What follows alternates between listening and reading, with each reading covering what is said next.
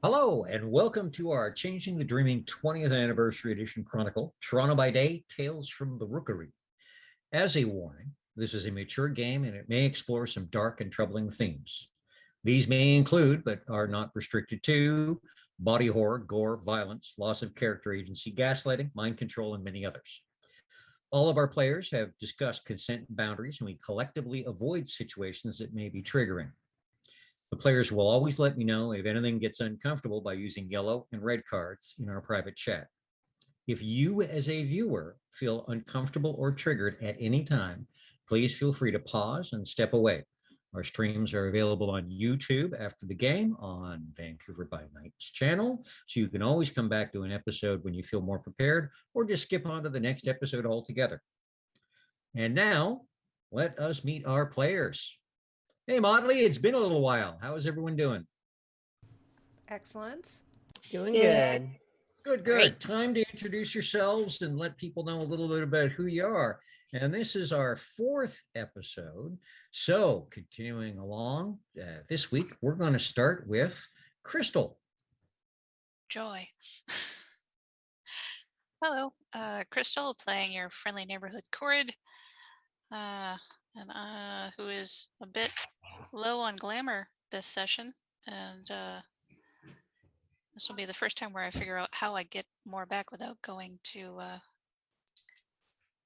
back to the hospital. So yes, fun times. Okay, and next up, going clockwise, Joanna. Hello, my name is Joanna, and I will be playing Lara Applewood this evening, a Pisky. Well, thank you very much. And next around the clock, we have Kitty. Hi, everybody. I'm Kitty Kimchi, and I'm going to be playing Alette, your mischievous zookeeping puka. And after Kitty, we have Anita. Hello, wonderful people. I am Anita. She, they pronouns. And tonight I will be playing Pen, our resident eschew kind of know-it-all, who's got a lot of memories in that little head of theirs. Pen uses they, she pronouns. And in the anchor position this week, we have Rose. Hi, everyone. I'm Rose, and I'm playing Sick Kid's favorite little mystery, Lee. And she is a Selkie. And both of us have she, her pronouns. Okay. Now, does the Motley remember what happened last episode? Or do we all have to go back to YouTube and take a look? I mean, that's a good time to promo the link if you didn't still have that. The link right over there should Hey. be for the Vancouver by Night YouTube channel, which is a great place with all sorts of amazing stuff on it. Rose, why don't you catch us up to date? For sure. Help me out here. It has been a while. Last I recall, we ended up at a Kindred nightclub, I believe. Which we had no clue was a Kindred nightclub, and three of us just walked right in as if we owned the place. We were promptly caught, and then well, not really caught per se. We weren't in trouble. We just were infringing on the rules that we had no idea about. That apparently goth night, that was their night in Toronto. So, we ended up having sort of a safe spot where not too sure what the spell was, but anyone walking past us wouldn't notice us, and it's as if the booth wasn't there at all. But we got served drinks. We got served fairly well, and we met the owner of the club and got introduced to the rules of the different nights. Of the different nights of the club per se. As for the main quest, I believe this was a sort of side quest to try and find the familial sword and steed that we were supposed to find. Because we were guaranteed favors and memories for Lee because she is an amnesiac. That's all I remember. Two of your compatriots were left outside the nightclub, talking to the local wildlife. Oh yeah. Yes. So raccoons. we met some raccoons. True to a game, we made our GM come up with NPCs on the fly. A recurring So- raccoon, I think, NPC as well. Yes, digs, roots, and big. And we ended up on a quest within a quest to find a box filled with Yes. sand. Everybody was part of the janitorial crew. I was a cat that ended in the pisky pocket with the key to I'm sorry. Which To- Lara to has this Narnia. ability for things to pop into her pocket randomly, just in case you've forgotten. It's really neat. I like it. Oh, I think we Okay. also used up some glamour because we needed to make ourselves Mhm. appear to be basically Meaning- not there when we were walking through the underground of the ROM, if I remember Well, twice, correctly. because the first Right. time was like, oh, we're not here, and then we ran into like security, so we made ourselves look like cleaning people, and we like disguised the box and all like a bag of trash and got away that way. Yes. So when we left off, it was Sunday night. You had found the Shabty box and you were told to deliver it to DJ Asazi at his day job on Monday on Toronto Island. And every episode, I usually start with a nice long bit of quotation that has something to do with the fae or fairy tales or stuff. Today, the quote is very, very short and sweet and fairly applicable. And it's from a very well-known author, G.K. Chesterton, who said, "Fairy tales do not tell children that dragons exist. Children already know that dragons exist. Fairy tales tell children dragons can be killed." And with that, we're going to lead into your Sunday during the day, because you have Sunday before you have to do the delivery. And all of you are down at least a little bit of glamour. So in the order that we introduce people with, Lily, Sunday, do you know how to get your glamour back?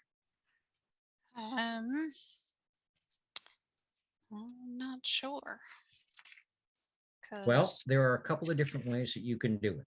You can Yeah, help I could people in need, solve puzzle, or help yep, somebody. solving puzzles and riddles or finding secrets is revelry, which is how you invoke glamour from within yourself. Helping others in need is where you would kind of scoop a little glamour off the top from somebody else. Ah, And then the nasty one is destroying illusions, like whispering in a kid's ear that Santa Claus and the Easter Bunny don't exist. I would not do that. Yeah, you don't. Going down that path, that's a dark path of reaping glamour. So Sunday, and we can do this just quickly around the Motley. Well, I'm supposing, okay, maybe I had work. So my part of my job as a librarian is helping people find various books and locate things and how to search stuff on the computer if it's confusing or something. So just kind of like all day while I was at work, kind of little bits of that. Okay. Yeah, I can give you back a glamour for that one. That works for me. So +1. Yes. I was down 3. Ms. Applewood. So you have the ability to foster dreams, creating anger. Your revelry is group experience.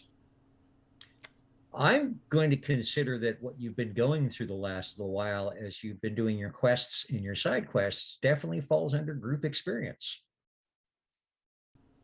Okay. I mean, I also have a dreamer who basically I plant flowers in the front yard of my apartment from the different ones that I've been cultivating. And this particular dreamer, Mandy, likes to paint. and Oh, draw that's and do right. other things. So I was thinking that in this lovely time of autumn, I would have probably called over Mandy and invited her to see how I was basically carefully taking out the plants that I'd planted previously and putting in some tulip bulbs, maybe. So that Excellent. Okay, that actually, yeah, would fall under fostering dreams, spending the day with your dreamer, being a bit of a muse and helping her discover or explore the wonders of the natural world. So yeah, that sounds like a good way to get a glamour point back. excellent. Wonderful. Okay. Now, next up, we have Alette. And Alette,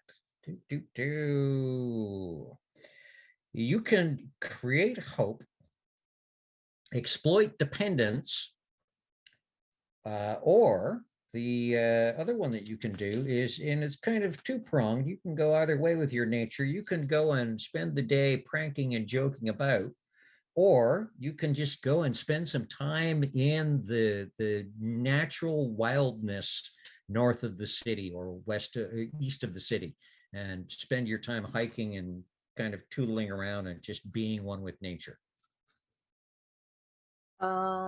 I think what I'm going to do is I'm going to prank Jonathan and Oh, after everything the poor boy has done for you. Okay, Oh, yep, that's buddy. fair.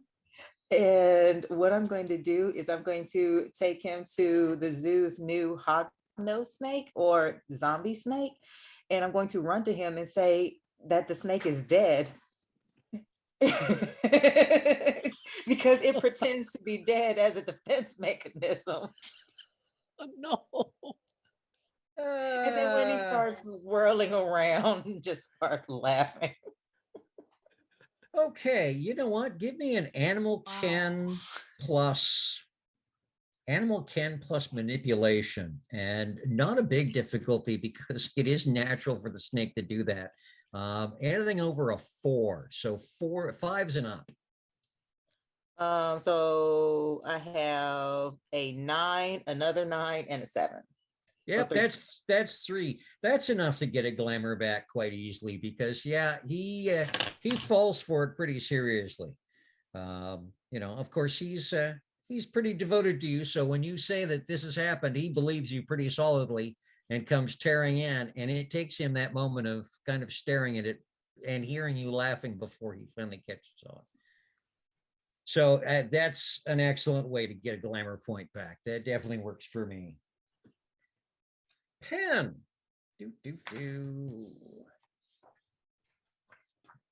Here while I grab the appropriate character sheet. So inspiring creativity, exploiting dependence, or storytelling and performing. How are you going to spend your Sunday to whip up some glamour? I also have access to a holding, Yes, that is true. a freehold that is not the one at the hospital. So Penn is going to spend the day listening to stories from her dad's in the freehold that is attached to the beguiling. How many glamour points are you down? I am currently down 3. You can have 2 back for that. One Okay. from the freehold and one from the day spent storytelling and chatting with your dads. Sounds good. Okay, and finally, last but not least, Lee. Okay, you've got a bit of a tough one for the Sunday. A little bit, yeah. So you're not going to get any glamour back Sunday because I've got a feeling it's going to be coming back Monday. Yep. But you need to arrange that Monday. So you know for a fact that Monday during the day, the Motley is going to head out of the hospital someplace. And you're going to need to find some way to arrange to go with them. Let's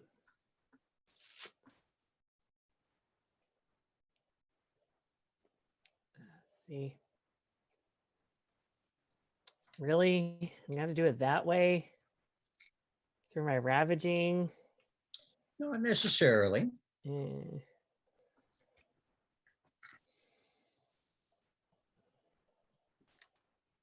Do I, at this point, yet to have access to any form or other of recreational activity outside the hospital?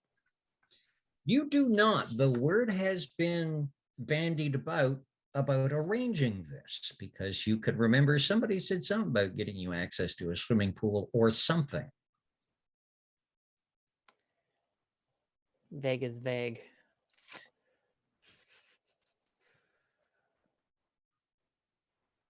Now, remember, you got staff there you can talk with. I want to ring up Betty and see if there's anything she can come up with. Okay. Now, this is going to kind of toss over the Sunday and go for the Monday morning because Betty doesn't work weekends. Of course not. But that's okay because it just gives you the Sunday to kind of stress and worry and be concerned about what you're going to be doing Monday. And you know that you folk are not going until after lunch on Monday. So Yeah. Monday morning, bright and early, it's easy enough to buzz the duty nurse and ask if you can see Betty. And they're used to Betty being back and forth. So it's maybe about 5-10 minutes before she glides into your room and says, "Yes, Lee." Make sure there's no other awaiting staff in the room. Is it just her and I? Yes. And actually, when she glides in, she just quietly closes the door behind her. Good. Hi there, Betty. I may have a favor to ask, but I'm not necessarily sure how it's going to pull off. It has to do with the Motley. I see. We are going, of course, all together as a group to drop off something that we've picked up for someone. And I need to appear to be here because it's not going to be in the cover of Night. Oh, so you pretty much want a day pass. Yeah? Let me see what I can arrange for you. This shouldn't take very long. Thank you, Betty. And she glides on out. And about 20 minutes later, half an hour later, Dr. Jean comes in, clipboard in hand, stethoscope around his neck, obviously making the rounds. And he goes, "So how's our favorite little mystery doing today? Any recognition back? Any memories come back? Anything going on yet?" None whatsoever. Still got the name. Well, yep. We're holding on to that. The name is a good start. The name is a good start. And we're hoping that any time now, though, again, you never know. And he kind of flips open the folder and goes, "So looking at the reports that we've gotten from the various therapists, everything seems to be fine. The MRIs are good. The CTs are good. Nothing is showing abnormal, but the brain is an interesting and mysterious lump of bacon, really, when you get down to it. We're still not sure how a lot of it works. It's this, fatty little thing that sits in the top of your skeleton running you around the place. So you're going to be visiting with a couple of social workers in the near future because you seem to be healthy. So honestly, we just can't find a reason to keep you a whole lot longer. Another week or two, and then it's outpatient status is the best way to set things up. But you don't have any form of support. So we're going to set you up with the right departments to see about getting you on social assistance, a living space, whatever we can arrange. In the meantime, I have heard that you have made a few friends who seem to be coming in and out of this room every now and then. If you've got someone that can take some responsibility and speak for you a little bit, we can start to arrange to allow you to come and go. I wouldn't say as you please. We would prefer that you go out for directed activities, exercise, and perhaps to try to tour some of the areas of the city just to see if anything sparks a memory. And we would prefer you to be accompanied for that if you've got someone you can trust to accompany you. And then we would want you back here. We don't want you disturbing the other patients. So, we don't want you coming and going kind of club hours, if you get what I mean. I get what you mean. So coming back at a reasonable time. And I mean, you're still going to have some therapy appointments. No more physiotherapy. You seem to be healing up quite well from the bruises and scrapes. A little more psychotherapy perhaps to, move things along. But, at this point, we're just kind of, I think, spinning our wheels where we're at now. So we need to find a different way of moving ahead. For sure. No, that makes perfect sense. So yes, so just after lunch, say around, I should be doing an early lunch, say at 11, say around 12, if one of your, if somebody can accept responsibility as a companion, someone to be there just in case you have an episode of any sort, getting a memory back, if you get confused or have issues, somebody that can help you get back to the hospital. Basically, we want someone to help, make sure that there is some care going on outside of this building. I wish we could supply someone who works here, but unfortunately, we're kind of tightly staffed as it is and don't have anyone. But if you could arrange for someone to chat with me for a few minutes right after lunch, I can make about 10 minutes open. And then if I find them acceptable, the doors will be open. What do you think? Sounds good to me. I may have a few people in mind. I might have to make some contacts. I can do that right away. Okay. Yeah. Make a call or two, and all you need is one.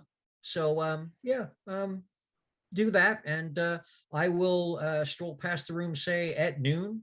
And if they're able to come in, I understand it's a Monday and a work day, but if they're able to stroll in, and if they're not, grab a phone number for me and I'll give them a call and we'll see what we can arrange.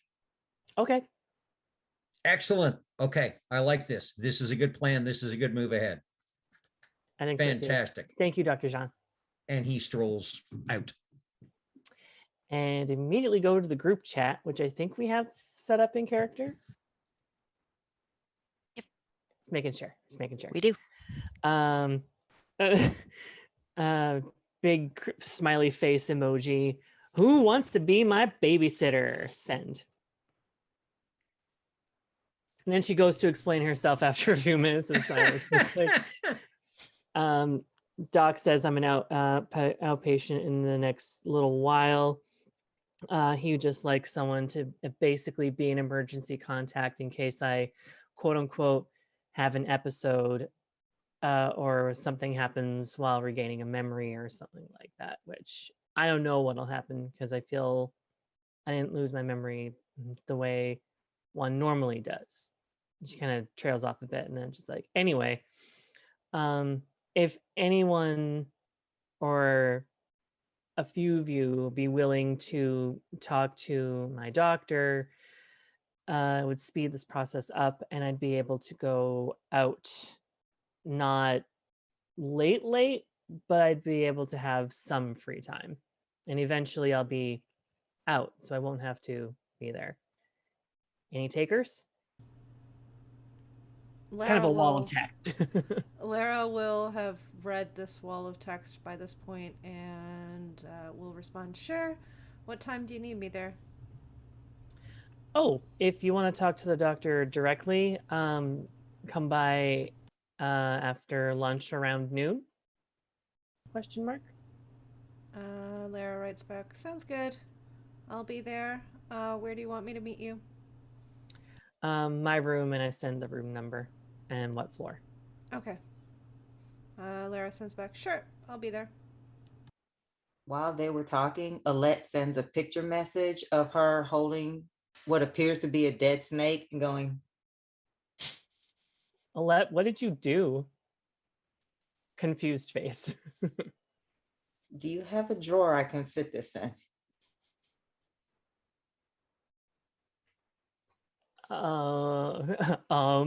Ellipses. Is that a hog nose? I saw that was on one of those on TikTok. They do that weird roly thing. Uh-huh.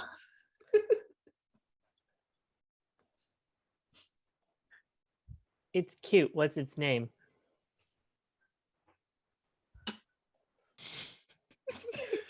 Skittles. Ah, just AW. We're asking the important questions here, folks. Yes. Lara writes back, why do you need a drawer? Question mark, question mark, question mark. I mean, just in case you guys might need a distraction for potential escape, maybe.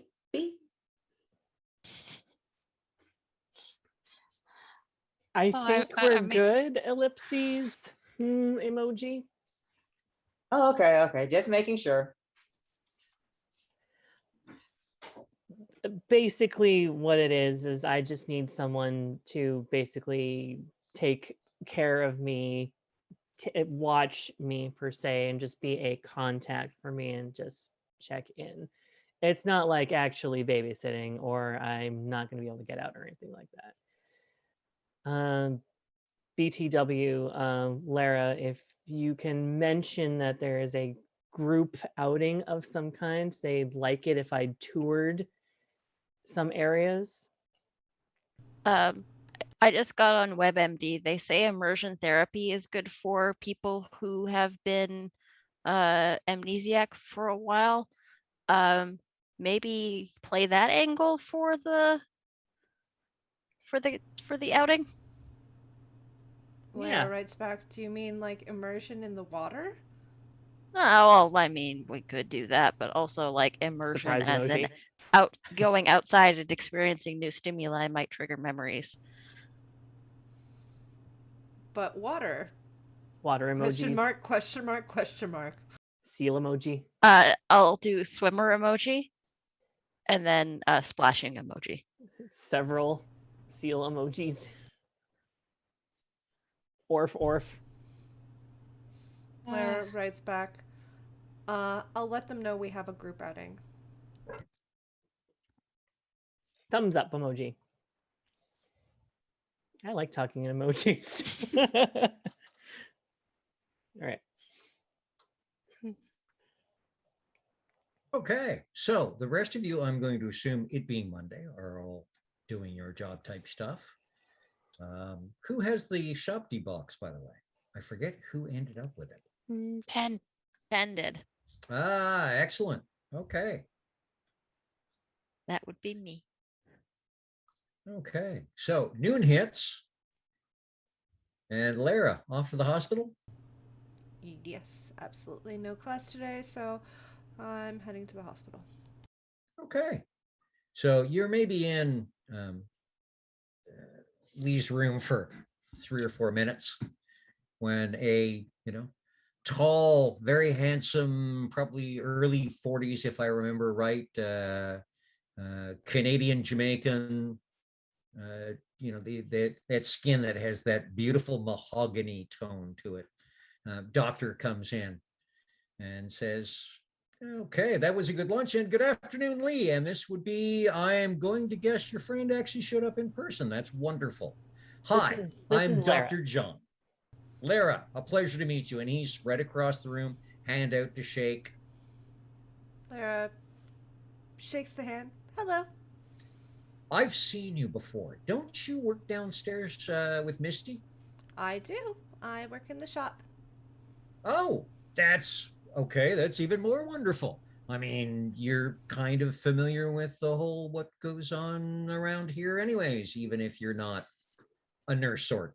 So that's fantastic. So Lee, what we want is for her to get out and kind of tour the city, not all at once. Don't, run around the subway today, but in little bits and pieces, see if anything kind of triggers a memory. She was brought in from the Pape, Danforth, Donlands, Danforth area. So maybe start out that way. Not necessarily today, just get her used to going out and doing some things, but go and kind of tour the neighborhood around that area, see if anything kind of sparks memories. Just take her out and let her get, accustomed to being back among people and being social again. And then we're going to get you a slight list of what to watch for, just in case. I'll make sure that you've got the direct number here. If you need to call 911, have her brought right back here if anything happens. I understand it's kind of a little bit of a responsibility, but are you cool with this?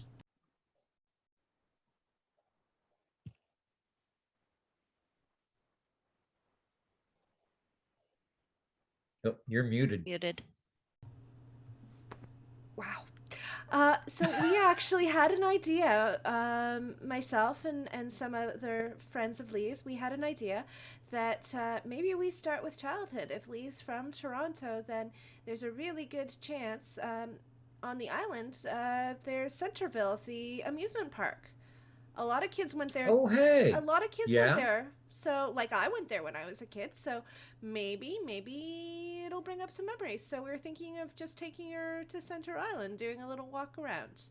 And the ferry won't take too long to get back. It'll only take about 10 minutes or so to get back. So it'll be quick. That's an excellent idea. That's no. Take the whole afternoon. That's a wonderful idea. That's fantastic. I mean, be careful of overstimulation because again, she hasn't been out in public for a little while, and it's without the memories, she might not have a lot to fall back on, and if they all come rushing back at once, that can be a little overwhelming. So be observant. Be ready to get her to sit down in a quiet place if she needs to, just to kind of regain equilibrium. But yeah, no, that sounds like a fantastic idea. I'm fully in support of going to Center Island. All right, cool, awesome. Yeah, we'll make sure she doesn't get overstimulated. All the kids are back in school now, so it won't be too crowded. And some of the rides will probably be shut down because, it's getting to be that time. So, yeah, we'll have her back in plenty of time for dinner. Excellent. Fantastic. Okay, well, you folk have a wonderful afternoon. Have some fun. Lee, don't have too much fun. Don't wear yourself out. I'll try not to, John. But yeah, we'll see you. I'll see you tomorrow morning for the usual rounds. You bet. Thank you, It was a Doctor. Pleasure meeting you, Lara. Pleasure You meeting take you as care of well. our little mystery and make sure she gets back here okay. And fantastic. Thank you very much. Thank you, Doctor. And he turns around and strolls out. Yeah, once he's out the door, Lee's gonna kind of turn and just have this like sideways glance at Lara, just like she hasn't been out. Yeah. Well, I mean, we got to tell him something, right? Yeah. All right. So I And sent he's a got text. to do his part too. So Yeah. I'm gonna send a message to our group and see where we're all meeting up to go to the island. I'm gonna get dressed. Yeah, sounds good. So Lara's gonna send a text to the group chat saying, "All right, everything's cleared up for Lee to get out of here. Where do we want to meet?" I walk into the room because I'm already there because of the animal demonstrations. Oh, hey, Alette. How's it going? Good. How's things here? Good. I think the doctor's gonna let her spend some time out, and we're gonna go to Center Island I'm because free. I convinced him that most kids go to Center Island to go to the amusement park, so maybe that'll stir up some memories. I don't know if that's actually gonna be true, but we'll see. island, so I take there's a large body of water there. That's what I'm thinking too. Let Well, I mean, it is Lake Ontario. It's the Great Lakes, so they're pretty damn big. I get what you're putting down, Alette. You got a I'm lot picking of it up, you got and a you're lot of putting it places to swim. down. This is going to be fun. Or fourth.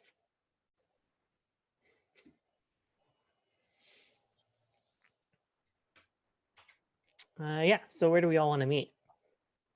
There's a string of emojis, parasol emoji, beach emoji, beach ball emoji, swimming emoji, swimming emoji, swimming emoji. Boat emoji? Question mark? Lara sends back water ski emoji. I was suggesting meet on the ferry, but I'd like to water ski. Does anybody actually have a boat? I don't know how to water ski. Neither do I. That's why I'd like to try. Oh. Trying to remember out of character if there's a marina down. I think there's a marina, but it's like kind of exclusive downtown. The other marinas that Yeah, are more probably. accessible are on the Humber Bay and then in the Scarborough Bluffs area, right?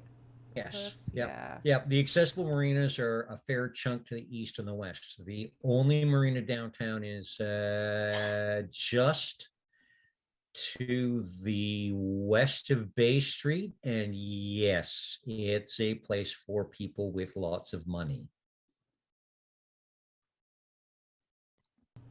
Okay. So yeah. Maybe the Trying- ferry, but I mean, if there's a lot of people on there, that might be too stimulating. Although, I don't know if that's true. You were Is in a it? nightclub last night. I Yeah. went into the nightclub last Yeah. night. Yeah, I don't think that I need to worry about that. So, I mean, the ferry shouldn't be too packed. If I can handle vampires, I'm pretty sure I can handle regular people. I don't know though. I don't know. I think regular people might not be as nice as vampires. We're Trying to certainly not as figure- cool looking. Would I have been at the library or doing the book cart thing today? You would have been at the library today. Okay, It's Monday. right. So I would have figured out some schedule thing to do, like, okay, I work the morning Mhm. and then head over to the hospital to try and meet everybody else. Meanwhile, I'm like reading all these emojis, but everyone's typing so fast, I can't like put any in. It would be pretty easy to stick your face into the head librarian's office and say, need the afternoon off. I've got personal stuff to do. And of course, a tweed wearing, far too stereotypical librarian looking, bow ties all the time, never a necktie, thinning hair with the comb over. His name's William, just kind of gives you a look and a put upon sigh and a, okay, well, if you really need the afternoon off, you can have the afternoon off, I suppose. Thank you. Wait, did you just say his name? Yeah, William. William. Sorry, you said it and my brain lost it immediately. It happens. Well, thank you, William. I do need this time. So yes, much appreciated. See you later. And go get my bag and stuff and head on out. And text the group to say that basically to just ask, where are you guys? A text Sick back. kids, aren't we? Okay, so I'll just head there then? Question mark. Sick Kids is kind of on the way to the ferry from the library. Makes sense. And what am I Penn. gonna say?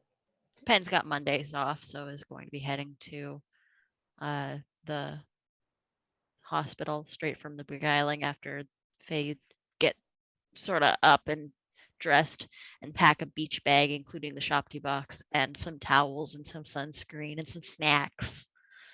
You have to bring your towel. Yes, you never forget to bring your towel. To answer Lily, it's a thumbs up and followed by a see you there. Alrighty, that is where I'm going then. And a bathing suit. Okay. And everybody kind of would easily convene out front of the hospital. And then from there, it's a quick subway ride down to Union Station. And then a Yes, quick walk actually. to Jack Layton And Ferry yeah. Terminal. Yeah, and a quick walk down to the Jack Layton Ferry Terminal, just behind, I think it might still be a Hilton. That hotel changes hands about every 3 years, and it's been a while. You know, and it's a Monday afternoon, so you don't have a lot of people getting on and off the ferry. It's still rather nice out, so there are a few people who obviously aren't working this Monday, or folk that look like they live or work on the island or going back and forth. So it's a bit of a ferry ride. The ferry takes about 15 minutes to cross this little chunk of Lake Ontario. And there are several ferries to pick from, Center Island being one. The one that you remember being mentioned, you're going to go to Ward's Island because you're meeting him at a little restaurant, the only real restaurant that's on the island, called the Riviera. That sounds fancy. Yeah, and Ward Island has got the Ward Island is kind of the center. The island is this banana-shaped series of islands that connect together, with the airport anchoring one end close to the city of Toronto, and then the other end is kind of where the village is of the Toronto island, where people actually live. Ward Island is kind of sort of in the middle, and it includes the amusement park, as well as quite a bit of picnicking space, a hedge maze, and a huge fountain, and the restaurant. And it's kind of, there is also a beach there. And there's it's kind of the social center of the island with a lot of stuff going on. Now, again, it's not the weekend, so the place isn't packed. There are people around. But so, you know, you leave the ferry at the other end, having docked at Ward's Island with, well, I don't know, probably about 30 or 40 other people who kind of disperse, a few family groups that are obviously there having fun, some people going off to work or whatever. And the Riviera is about, maybe a 5-minute walk away.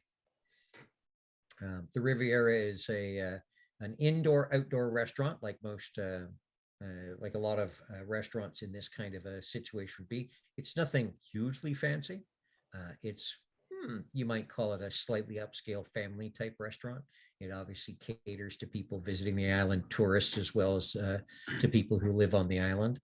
There are a variety of seating areas outside, and sitting at one of them outside, you know, there are a few people at tables here and there, a couple of small groups, a couple of individuals, and sitting at one table kind of in a corner where he's got, you know, a nice little area himself. And it's a fairly large round table with a half dozen chairs. And you see Asaze sitting there reading a book. This is awkward. Do we say hi? I'm just gonna wave. He's pretty nose into that book. Oh, Pen's gonna walk right up. So is Lee. She recognizes him. Yep. Once he can see just the motion just over the book, he looks up and kind of carefully puts a slip of paper into the book, closes it, puts it down, face down, and goes, well, happy Monday. Happy Monday. Nice to see you again, Asaze. And it's good there are more of you this time. Yeah, this is the rest of our group. Yeah, well, these are the two that were outside. Well, We we met were very briefly. inside. Yes. Oh, wait, that's Cliff the storyteller, forgetting that the other two came inside as well. Yep. Yeah. Okay. Just goes to show that I should pay attention to the YouTube right before I run the game. The YouTube and chat. Yes. So Asasi says, so pull up a seat, have a sit.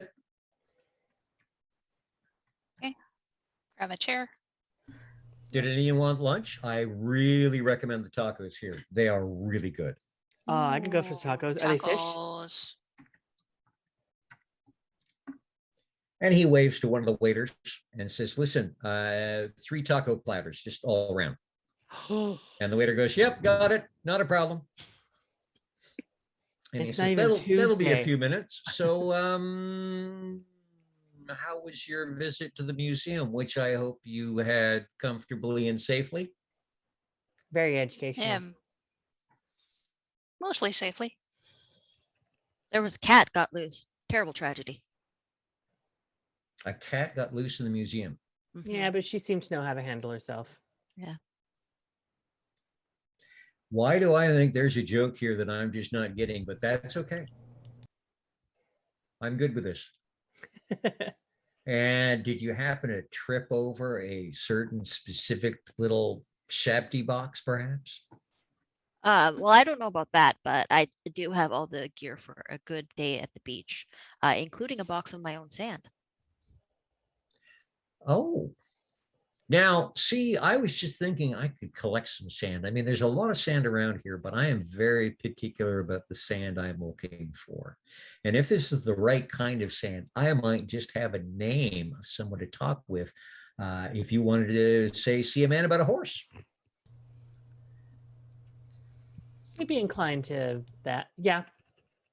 I'm not Mhm. speaking to this 1950s code thing. Yeah, sure. Yeah, I was gonna be like, wait, see a man about a horse? Isn't that a joke about something? Wait, it is a horse. Wait, is one of us going to wake up with a horse head in our bed? Like, I don't think I can afford to have that in the hospital. See a man Oh, riding I a horse hope that not. looks like a bike. Yes. Bike Yeah. horse. Bike Or horse. Horse. Okay. So let me see the quality of your sand, and I'll make sure that the trade is equitable. I'll push the bag aside and move some of the clothing out of the way so that it's just the shopty box. Okay. And he'll just go, okay, we'll just give this a moment. And it is a delightfully beautiful day. I'm going to assume that at least a couple of you would want to go swimming with some privacy after we have done this little bit of an exchange. Uh-huh. Would I be correct in that assumption? Uh-huh. Uh-huh. Very much would be. Okay. If you walk towards Lake Ontario, so the other side from the city, you'll hit what we on the island love to call Lakeshore Drive or Lakeshore Avenue. I wouldn't drive on it too quick, but you know, it's there. If you stroll along towards Hanlon's Point a little bit, I'd say around, you'll see Pontiac Avenue. And I mean, honestly, the streets on the island they're streets. They're not roads. When you see Pontiac where it crosses, right around there, there's a lot of shrubbery. There's a lot of potential privacy. If Gotcha. somebody wanted to do some swimming and not be disturbed by the people at the beaches, that's where I'd go. Gotcha. That's really good advice. Thank you. And then suddenly there's like 3 waiters there, all with these huge platters of taco bits. Tacos. There is ground chicken, there is ground beef, there is cheese and lettuce and tomato cubed up and cut up, and salsa and guacamole and all Meat and sorts of, guacamole. and a massive taco shells. And they're just these big platters of build it yourself tacos. And they put them all down. And Asase goes, I'll take care of the bill afterwards, gents. Thanks much. And as they all walk away, again, you hear him say something that might be a word, but it's not, doesn't sound like something that human vocal cords should be able to do. And you just get this feeling that just like at the nightclub, 3 of you anyways, just like at the nightclub, everybody else around you is just gonna not quite notice you guys are sitting there. Oh, you did the thing again. What is that? It's super cool. And is what he it he is. grabs a taco shelf and starts filling it up, and he doesn't even look at you. He goes, "You have your tricks, I have my tricks." It is handy when you have fear of eating in public. Grab a taco. Never thought of doing that. However, I'd like not to have people stare at me while I'm looking at this. And once he's got the taco full, he reaches down with the other hand and pulls the Shopty box out, puts it right on the table, and just kind of looks at it as he eats his taco, which he polishes off in about 4 bites, and then uses a napkin to brush his hands off. And then he slowly opens the Shopty box, looks into it, goes, "Yes, that looks like exactly what I want it to look like." That, and he closes his eyes, and you can tell he's almost looks like he's almost just taking in something from it, whether the feel or the, something. If his nostrils flare, you would swear he's breathing it in. And after a moment, he closes it gently and goes, "Yep, that is exactly what I was looking for."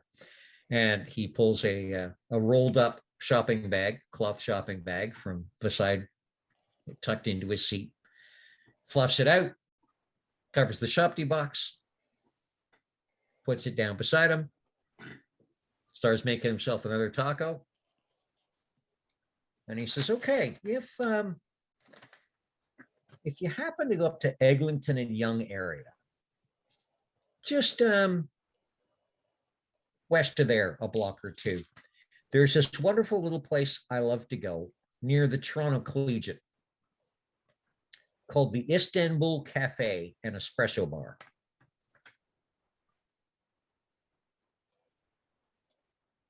Now, if you're looking for the Istanbul Cafe and Espresso Bar, you'd be looking at around the 170 block on Eglinton East. Again, it's a place where a lot of the kids from the collegiate hang out. And there's one kid in particular tends to hang out there at one of the back tables and does a lot of business. Name's Dwayne, but he doesn't like being called Dwayne. People who deal with him call him Fat Cat. I like him already. And that's, if anybody's going to know where a certain bicycle belonging to one of you folk ended up, it would probably be Fat Cat.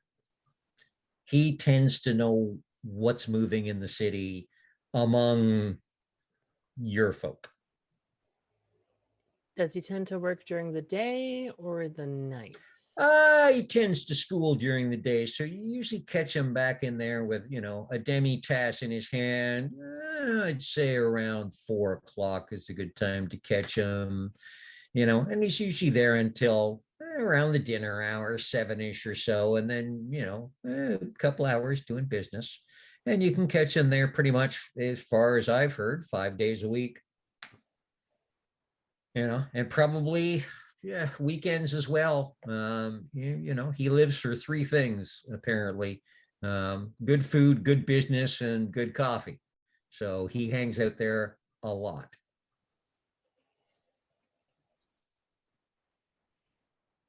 That is good to know. Got it. These tacos are good. Cafe, Fat Cat. And yeah, these tacos are great. Yeah, they are. But that's one of the reasons I come here, is the tacos here are just amazing. So yeah, that's the gentleman you're going to want to have a chat with about the bicycle that you're looking for. Now, other business. So remember, Manic Mondays at the Cave. Right. You guys, not a problem. The Fridays, though, right out. And Gotcha. yeah, the Saturdays, I wouldn't recommend them, but they're okay. They're not me, and they're not DJ Shannon. So here's a question for you. Why would one of okay. us be at your club on a Friday night if we know that it's off limits? Nobody said anything about him coming into the club Friday night. Hmm. Just parking out front Friday night, or parking his bike out front Friday night. There's a whole lot that goes on that block that's not just the dance cave. There's that really great pizza joint just down the way. There's the roadie place across the street. There's a ton of fast food to be had. There's Okay, so that was it. The information. This is Anita now above board, above the table. That was the information that we got, is that he had parked it outside the dance cave, not that he had been a patron of the dance cave that night. yes, Yep. that's Okay. correct. Sounds good. Thank you. Yep. So yeah, nothing goes on that doesn't say you can't, be on the street Friday nights. It's just you don't want to be in the club necessarily because As then you experienced. might be mistaken for a snack. And I'm not sure what happens when, one of them snacks on one of you guys, but I'm betting if it's anything like any other cross purpose weirdness between us walking legends, weird stuff would happen. And I really, really would like to avoid weird stuff happening at my night. Not fun. Don't recommend it.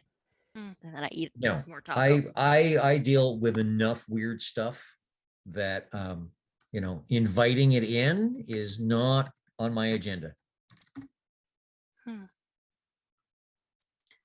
See, that's one thing we didn't ask. Is the kid's dad though is why would he have been there at all? Well, I mean, if it's a kid, it might have gone for a slice. Might have wanted to just partake in the nightlife. Didn't necessarily have to be the dance cave. Just could have been in the area, wrong place, wrong time. And then the red caps took his bike. I think it also might be for us to find out. Eat more tacos and think. Well, oh, isn't there a rule about eating before swimming? 45 minutes, it's fine. Yeah. Okay. She shoves a face full of taco. Does that even apply to us, though? I don't know that it applies Ooh, to yeah, I her. don't know. Yeah. Well, that'd be a fantastic talent to have. I mean, seals eat underwater. They do. I mean, well, in cartoons they do. Lara, I've had a lot of time in the hospital, okay? Kind of sheltered. Yes, Alette? you have salsa dripping out of your pocket. Lara turns to Pen. Can I have some of those napkins and things like that? I think you had some in your bag. Here you go. And Asaze just I've got some wet naps kind too. of leans you. to one side and then straightens up again and says, "You're good. I didn't even see your hands." You got your talents, we Neither got did ours. I. But salsa though. That's just one of hers. Wouldn't your hands be all covered? I think it was the ramekin that she was going for, and then she kind of just grabbed the salsa and everything. I mean, there's avocado in the other pocket. Those are expensive Whoa. at least. Okay. Aw, Lara pulls out the avocado. Little guacamole. I was gonna eat that. Oh, here, I can use that. Here, just dips her taco and just takes another crunch. That's a handy talent to have. Thanks, Laura. Next time we'll line your pockets with plastic bags. That's This an is gonna- idea. Gets Or a maybe chicken. I could learn how to not do this. That would Well, work too. Let's Pocket snacks are always handy though. Against Lara's pants to get the extra salsa. Pocket snacks are always handy and very useful. But I'd rather know that they're there. They're more useful if I know that they're there. That's true. So finishing his fourth taco, Asaze grabs the bag and stands up and says, "Well, I'm going to thank you very much for this wonderful little deal.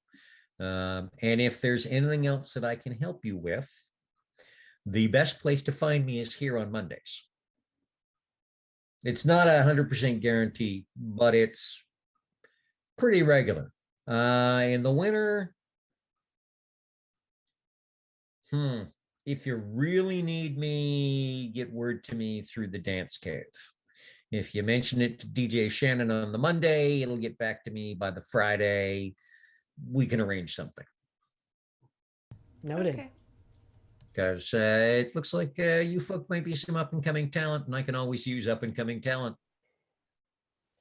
Saze, you say that to everyone. That's very No, sweet. no, I really don't. That's Well because then. most of them are not up and coming talent. Beach day. Beach day. Beach day. Beach day. Beach Beach day. day. Beach day. Let's Beach go. And episode. he Beach tucks, episode. tucks his bag tucks his bag under his arm and strolls off towards the ferry dock. He What a covered the bill nice and everything. fellow. What a gentleman. Mm-hmm. Well, we shouldn't probably stay too long. I'll We're wave down the overscheduled. waiter. Can we get some of these packed away to go? Ooh, brilliant idea. Waiter doesn't even notice you as he walks past, Ah, even though you crap. wave. Stupid Oh. glamour. Um, I'm just gonna like duck out from the counter. Can I get some to-go containers just Okay, for my meal? when you step away from the table and you say something, to the waiter, he kind of just goes, "Oh, Hi. hi. Hi. Oh, yeah. Hey, sorry. What? Yeah. I just need some to-go containers real quick. Weren't able For- to eat all our stuff. Oh. Yeah. Almost forgot you guys were there. Okay. Yeah, hang on a sec." Wild. And he strolls off and goes back, 3 minutes later with some to-go containers. Those nice little white styrofoam clamshells. Pack up the tacos. Don't think this is what they meant by the glamorous life. Anyways, I'm gonna stop now. Now we got beach tacos. Beach totally have tacos. Beach tacos. And I'll put it exactly in the hole that the Shopee box left. Yeah, you'd be able to fit about 3 of those clamshell containers in that exact spot. And they're themed. That's the best. Okay, so what are we going to do from the restaurant? Beach. Beach. Beach. We're going to beach. Yep. We're going to the beach that Saze recommended. Okay, so you stroll back and you walk towards the lake, so away from the city. And it's a bit of a stroll back through, some nice kind of park area. It's fairly open. There are some trees. Again, not very many people around. There's a thicker set of bush that there are ways through, and you go through, and there is now obviously what looks like a 2-lane road that's been there a while, or is just very weathered because it's right where the weather can get at it. And then there's some rocks and then Lake Ontario. So lots and lots of blue. And you turn to your right, stroll along west, which takes you towards Hanlon's Point and the Toronto Island Airport and some other stuff. And it's maybe about a 5-minute walk before you run into a street sign that tells you are indeed at the intersection of Lakeshore Avenue and Pontiac Avenue. And he was right. It's fairly secluded. I wouldn't call it much of a beach. There's a little bit of sand and dirt between the street, the road, and Lake Ontario, enough to kind of lounge around for a cut, 15 or 20 yards. A couple of nice large rocks, great place to just sit on in the sun, and a whole lot of Lake Ontario. And you can't hear anyone else around. You can hear some possible sounds of society and people from a distance, but it definitely feels fairly secluded.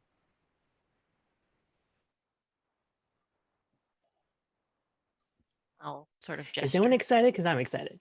I'm excited. I'm so excited. Oh, I didn't bring a swimsuit. Does anyone mind if I'm in my? I did not either, Oh, but I'm okay with that. Here you go. This should fit. I knew you were gonna go swimming, so I had to pack. Oh, I thought you were going to use it, Pen. Oh, I've got mine on underneath, and let's pull up. I'm like, yeah, I got it on around underneath. And just holding hers. Nice. Discreetly, changes into Pen's bathing suit. It's a one piece or? It's like a one piece. Okay. I'll do like the towel for privacy shield. And just does like ready, and then drop the towel. Drop the towel. The towel's dropped. And then Release the Lee. tentatively makes her way to the water. She's like, okay, I don't know what's gonna happen, but actually she takes a few steps back and then she just runs right into the water. Okay. There's a lot of splashing. It drops off fairly quick. You couple of steps and you go knee and then hip and then waist and then not quite that fast, but maybe 20 feet out and you're already at chest level. And you're wet. And she's just gonna dunk her head underwater. Okay. And you're wet. And she swims around for a little bit. Okay. Do I have flippers? Looks her hands. Give me an intelligence plus gray mare. Oh, wait a minute. I just thought of something. No, do your stuff. Give me an intelligence plus gray mare with a difficulty of 5, so 6s and above. Oh, that's cocked. No, that's a 2. Okay. Does anyone else want to do intelligence plus gray mare? Would I be able to use argue for wits as instinctiveness? As someone who's more of an instinctive and intuitive kind of person? Intelligence. I mean, I'm happy either way. It's yeah, just... okay. Yeah, you know what? No. Go for wits now. Do you have a specialty in wits? In wits, Yeah, I have instinctive. instinctive. Okay, yeah. You know what? Yeah, and the specialty will apply. Okay. Now, the difficulty for you folk is 7 and above. Where? So if I'm doing intelligence and gray mare, I have 3 successes. That makes sense. That is 4 successes for me. I have 5 successes. Oh I boy. lost where green. Oh, there it is. This is gearing up to be a really good bit. Hey, sometimes the dice tell a story. 6 and above is good. Yes. Okay, 1, 2, 3, 4, and one of them's a 10. Okay. So it's almost like clockwork. Lara turns her head and looks at a certain leather jacket lying on the beach, followed by Pen and Lily both turning their head and looking at a jacket on the beach, and Alette turning her head and looking at a jacket on the beach. And all of you remember old stories all at the same time that someone in the water is supposed to be wearing the damn jacket. I'm gonna grab the jacket and get my swimsuit on and swim out to where Lee is and be like, "You need this." Pokes her head out of the water. Oh. And on the proceeds to put it on while she's wearing it. And kind of does it up, I guess. There is a definite tingling feeling as you're slipping it on. And you know how, I don't know if you've ever experienced this before in a rainstorm or if you're in a pool in your clothing or something, but how you're when the skin is wet and you're sliding into some clothing, it almost melds to your body and sticks. Yeah. And it's almost like it's becoming part of you. It's got that feeling, and it's a very almost sensual feeling, even though it still feels like leather with the lining and everything. There's this feeling of rightness, and it's when you zip it up and you get the zipper all the way to the neck. And Pen, you're standing right there, so you see this. She puts it on and she does it up, and just as the zipper just does that little tug right to the neck, Suddenly, oof, there's a seal in front of you that goes that way. And now you're a seal. I poke my head out and And Did it work? first of all, you can you recover a glamour for being in the water and yeah. being your sealish self, and everybody else watching from the shore can see that there's just this shimmer, and then there is no lee, there is a seal. Do I talk seal? I have all the questions. Wait. Pen, do you understand me? Uh, uh, Pen, uh. Pen Would I doesn't. understand her? Pen doesn't. Do you want to blow a glamour and find out? What, me? Yes. Sorry, Lily. No. Pen doesn't. Do I Alette understand does. her? Yes, Okay. Alette does. She just kind of like borfs out swims out a little bit so she doesn't deafen Pen because she's not used to her things, but she borfs out. Can anyone hear me? Orf. And She's mocking me, I know it. It sounds like someone speaking seal from the beach. Though you can understand Okay. English just fine. I can't speak seal. Alette can speak seal. Okay, looks like I have to do my talking through Alette. Oh no, I have to do my talking through Alette. Oh. Fuck it, I'm a seal. Just dives and just like is enjoying herself. Did Just it. circles around Pen and just like pops up. I'm Hi. gonna do that thing where, can I grab onto one of your flippers? She nods since she And can't I'll speak grab seal. onto one of flipper and I'll get like towed a little bit by the seal. She's large for a seal, almost the same size as she was as a human, and not the same standard kind of furry seal. It's a little more leathery. It's a little bluer. There's definitely a kind of a bluish sheen to the black. It's almost like petting a shark because it's kind of that scaly texture. Just about. It's still soft and warm. It's still very much, mammalian, but it's definitely not your average seal either. We'll do the pull and we'll get back to shore. Yeah, and she's Victory! she's just gonna like seal her way onto the land, just like hoodoo, boodoo, boodoo. Alette's standing there in her swimsuit, which is basically like swim shorts and a swim shirt, but the front of the shirt is a zoomed in face picture of Lily. Wait, what? She tosses a ball at Lee to see if she catches it on her nose. I attempt to do so. That would be How did you get a picture with my shirt, my on face on it? athletics and dexterity Like this. with a difficulty of but- you're a seal and you're supposed to be really dexterous doing that kind of thing. So let's give it a 4s and up. Yes. Yes. Entertain everyone. All right. Hey, instead of like getting my own place, can I stay at the zoo? Okay. That is 3 successes. That's enough for you to kind of bob. First time you've ever bounced a ball on your nose, you bob a little bit, but yeah, that's you can definitely do those kind of tricks. You definitely feel that you've got the balance to do this kind of stuff.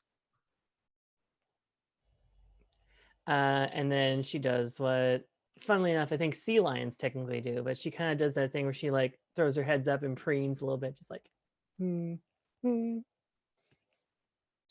proud of herself, puffs up her chest a little bit. Yeah. She's a seal, Yeah. but she was trained. Okay. And so- I'm waiting for my applause. Oh, Pen is immediately applauded at the trick. Yeah, Lara's been applauding. She's like, Okay. Alette, Also, you know I am in animals. love with your whiskers. They're beautiful. Oh, thank You you. know animals. Feel the texture on the pelt. It's not like a typical seal. Lee, may I touch your fur? She starts rubbing her. I'm gonna pet your Ooh, head. Ooh, all the It's so pets. soft. But kind of leathery too. It's weird. It's kind of like a weird wet suede kind of feeling. Yeah. It's like my jacket. Wow. So now that I we could do this know a really that long she can time. do this, I would not Um, fight that. she doesn't have a zipper on her skin. How the hell do we change her back? That is Oh, an excellent question. How about try drying me off? I grab You're- a you- beach towel once Rose is back on, or once Lee's back on shore, and I'm gonna start toweling off the seal. No, this is better than She being a just pet. What am I barfed talking at me. And so I'm basically gonna, she said to set her on fire. No, not that. No, no, no, no, no, no, no. I didn't bring any matches. No. And give me a gray mare plus wits again, if you'd be so kind. And again, 7s and up. 7s and up. Yes, please. That was a really good roll. 1, 2, 3, 4. Because you said that my Because you got a specialty, my specialty applies. 10's double. Okay, so yeah, 2, 4, 2, 4, 5, 6 successes. Yeah, that's more than enough to know. So once you get her fairly dry, as you're drying her, reaching underneath the chin, around the neck area, about where the zipper would be on a jacket, and you can feel something that feels like a zipper tab there. You can't see it, but you can feel it. Oh, hey, zip! And the minute you start tugging it down, there's Lee lying on Ta-da! the ground. Take a girl out to dinner oh, look first. at that. That's such a neat trick. I like that. Okay. I am fond of this. I want to do this every day. Somebody's got to 4-4. get you out of it, Adapster, though. It looks like you can't get out of it yourself. I don't know. I haven't tried. In the stories, try. they can. In the Oh. stories, they can. And she just kind of like gently waves away pens, like I can do it up. It's fine. I got Yeah. I got thumbs now. Yeah. Yeah, do it. Does the thing. Okay, you zip it all the way up, and you're still standing on 2 legs. Right. the water. She's gonna walk in the water and just The minute that first foot splashes into the water, again, everyone sees this ripple shimmer along Lee's body, and there's a seal going belly down into the water. yeah, belly flop. Okay. Then I'm going to try and see if I can flipper my way out of a zipper. Okay, easily. It takes a bit of a twist, but even though you've got a flipper instead of a hand, you feel like you've got fingers there, and you feel like there's that little pull there. So people see Lee to seal, splash, and then Lee stands up again, pulling the zipper down. Well, huh. There's a trick to it. Neat. Very neat. Thanks, everybody. No fire required. Thank goodness. Kind of like gives a look to Alette.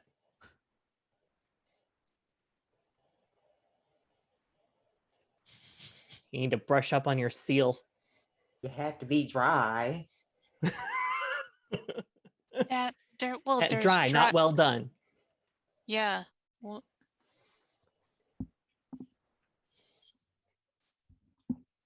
So Istanbul? Istanbul. not can. Istanbul. Not Constantinople, Istanbul was Constantinople. but now it's Istanbul, not Constantinople. Wasn't Old New York once New Amsterdam? Yeah, why they changed it, I can't say. I guess people just liked it better that way. And Crimes. You're all committing crimes. You're Rocks going fall, to we all pleases die. pay for them. This pleases me greatly.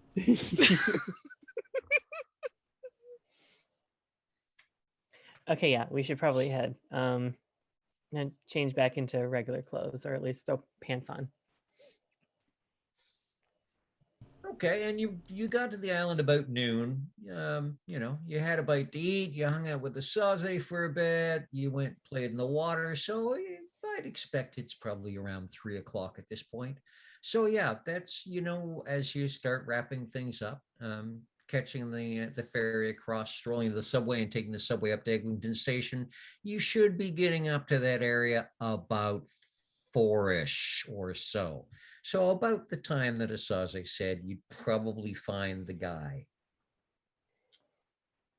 Do we go into the building? So Would they have like patio seating?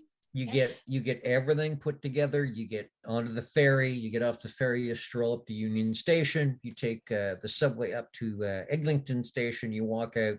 It's about 2 blocks, block and a half or so east of Eglinton Station, just right on Eglinton, north side of the street.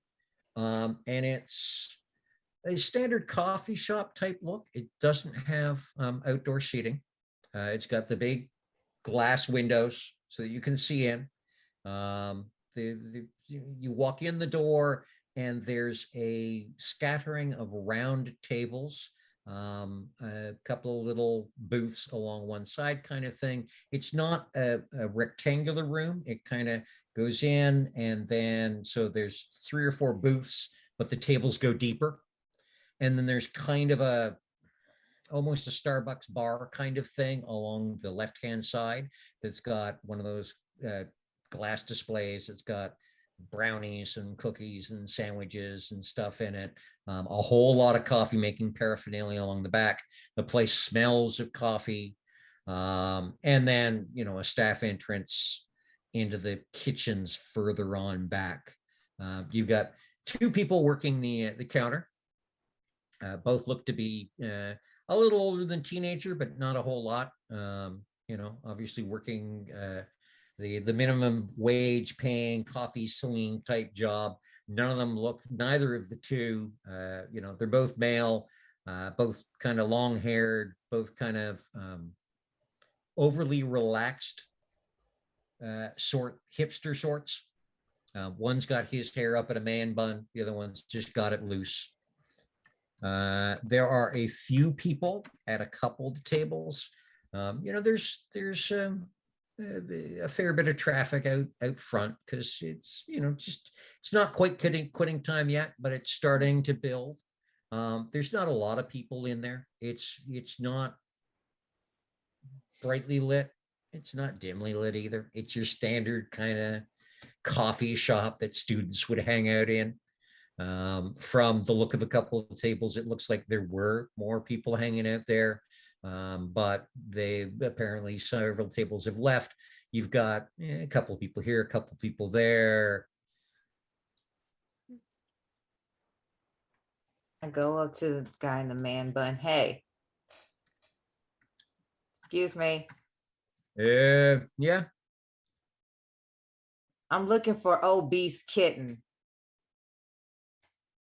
What? We don't Do you mean fat serve cat? that. You know who I'm talking about, obese kitten. But Heavy feline? but Alette, we were told it was fat cat. Fat cat? Yes. It was Hi. fat cat. Oh, yeah. You would yell that guy. Yeah. Back table. I think he's just hanging there goofing on his phone right now. Well, Yeah.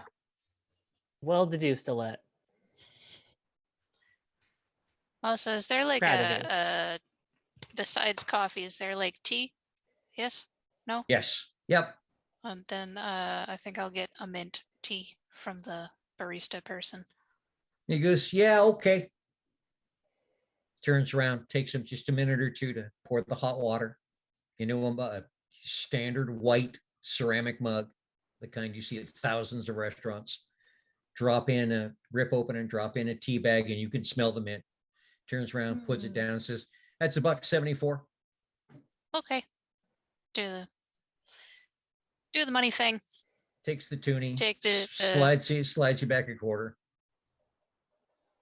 grab tea and follow. Or actually, I don't know. Has anyone wandered off? Or did you guys stop while I was getting tea? Pen's ordering next. Oh, Can I get a dirty chai with an extra shot of espresso in it, please? oh. Yeah, okay. Thanks. And the other guy is just kind of sitting there, leaning back against the counter, a few feet away, arms crossed, just watching the whole thing going on. As this first guy, the guy with the man bun, preps your dirty chai. Takes a few minutes. Gets it all set. Again, ceramic mug, puts it down. Says, "Okay, that's 2.5."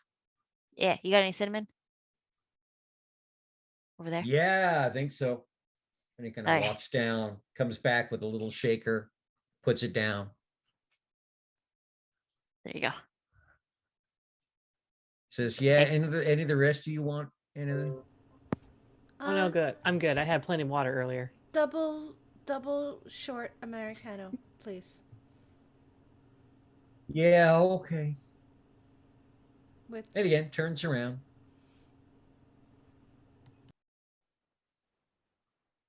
It turns back a minute or two later with a mug, puts it down, goes, "Okay, yeah, it's 2.5."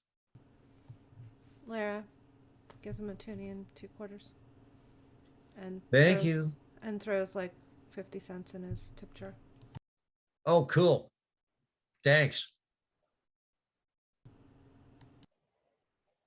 I have a hot chocolate. Yeah. Oh, yeah, okay. And that just takes a few minutes to, the froth machine and everything. So it's kind of got a nice head of foam on it. Turns around, puts it down and says, "Okay, that's like 2 even." Put 3 down. Keep the change. Cool. Thanks much.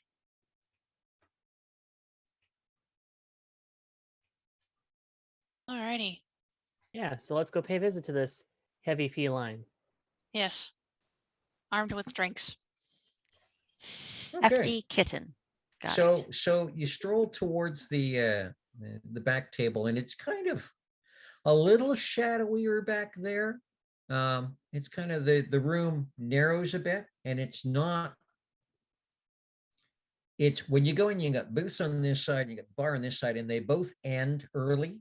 And then there's like 2 more tables, and then obviously the washrooms. And the table, like the last table at the back, it's a square table. It's got 4 chairs at it, and kind of hunched over with his back against the wall, facing out. Short, stocky, looks to be about high school age. You're thinking senior-ish. His head is shaved very close. Definitely kind of got the baby face thing going on. He's bent over, he's playing on his phone, or he's texting someone, or he's doing something with his phone.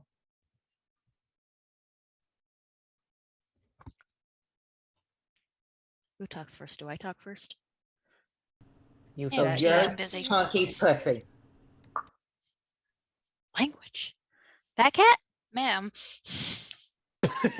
Man, this And is a coffee shop. And he doesn't look up, and he goes, "I'll be with you in a moment. If you would like to take a seat and just be patient, please." This kitten's got claws. Ow. Don't you? I'll Sometimes. sit down. I'll sit down and I'll just like Mm. take a big drink and like leave the foam mustache on.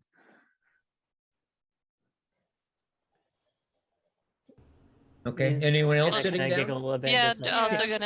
gonna sit down and like I'm assuming that What? I grabbed a couple of napkins distinguished, because don't ya? hot cups Oh, I got a little and bit right and, here. and go to Okay. hand pen one of my spare Right here. like Right on your nose. pen Aye. right Oh goodness. Lara just gonna pulls out stick it sugar to- packets. Woohoo. Lara starts pulling sugar packets out of her pockets. I knew about these ones because I knew I took these ones, and starts putting them on the table, and then takes like 3 of them and puts them in her Americano. All right, let's do this. Yeah, but what about the creamers that are in your other one? That's so many sugars. That's a lot of sugars, yeah. Don't you need them? No. I mean, it's coffee. Don't you need them? Yeah. Okay. Oh well. Well. Maybe you do. I don't. And that was useful. So he puts his phone upside face down on the table and just kind of puts his fingers together and looks up, and one eyebrow goes up, and he goes, well, you're quite the chaotic crew, aren't you? A little bit. What gave you that idea, Garfield? Hi. Oh, I see. So that's the funny one. Okay. So what do the rest of you do? I'm the pretty one. Shrugs. Okay. I've got that. Yes. Okay. I see. I don't know what to tell you. What do you think I am? You're the one who has things appear in her pockets. That's I fair. knew about these ones. I knew about these ones though. I took these because I knew you'd need sugar and I'd need sugar, so I took these ones. So you're the sneaky one. Okay. Okay. And what are you all looking for? What do I owe the pleasure of your company? A bike Well. A very special bike. and a bike pump. That's not, Not a a bike. bike. And a bike pump. Yes. Included. The pump especially.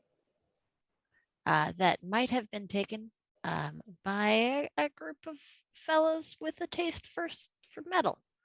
And smashing things. Hmm. But not pumpkins. They don't smash pumpkins. No. Mm-mm. Good bang. And the It could, thing but it's not- rhymes it's with the not word quite- north. Mhm. Oh wait, no. I saw pumpkins at the grocery store not that long ago. It might be pumpkin season. Yay. Should have got a PSL. You can make Wow. pies. You are all chaos on wheels. This Well, is okay, but wheels, yeah. So we need a bike that you probably know where to find this bike, and this bike happens to have a bike pump that we really, really want. It's kind of a special bike pump we kind of want, and we were told that you know where it is, or you might We know were where told it is. you know well that you know lots of things. Yes. well, I News. know. I Things that might are- know. that are worth very knowing? smart. Yes, that you're so very smart, and you know so many people, and Lara just starts actually talking faster and faster and faster and faster. Okay, let's take She's a cut cap off. off the Yeah, espresso for now. Yeah. Yeah. taken. And if there's extra sugars left on the table, just sort of scoop those away from her as well. And Lara kind of pulls back from the table. She's just like, okay, and just starts drinking. Just keeps drinking and just stops talking.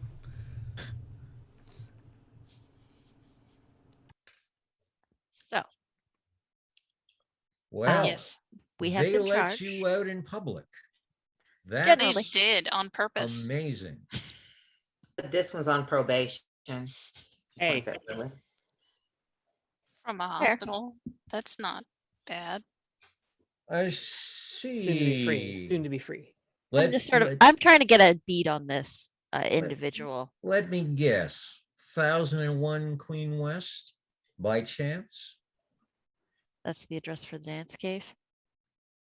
Or No, what? actually, Or- that's the address for the Canadian Mental Health Association Hospital, CAMH. Wait. No. No. Don't Sick remember. kids, actually. Yes.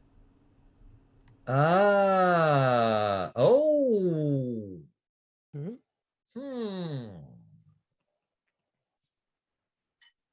I'm a patient there. Okay.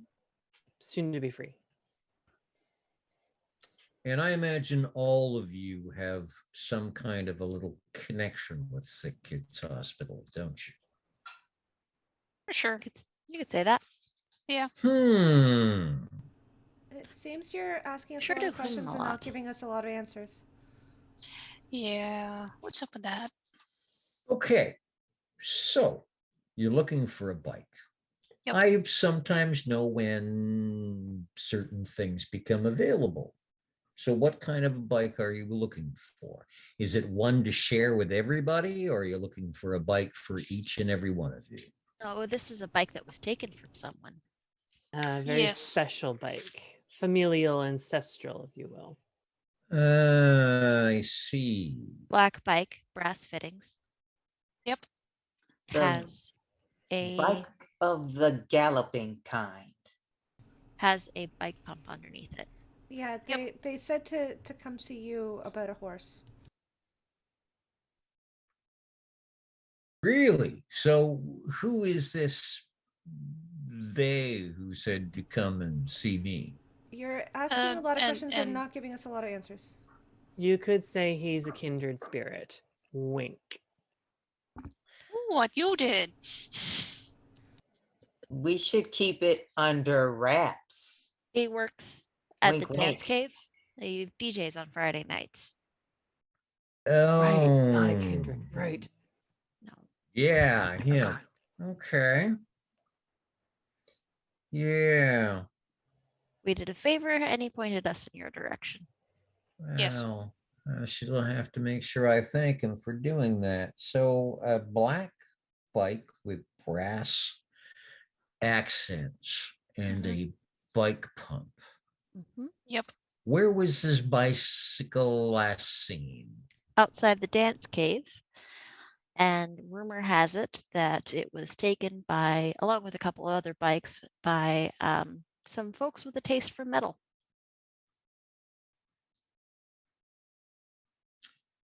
I see. That's a really interesting little thought. Everything's very interesting. It's more interesting as if you're willing to help us. Oh, willing to help. Sounds like you think I might do charity work. I'm Oh. not sure I do charity work. Now, Well, we already did one side quest. We could probably do another one. well, do you know what the endless trot is? The land of lost and found. Do I know what the endless trot is? The No. land of lost and Ditto found. question. There's a good question. Lee, no. No idea. As people are Lee, saying, I just learned how to swim today. do I know what the endless trot is? And then we've got Lee going, I do not know what the endless trot is. Thank you. I don't. Count me out.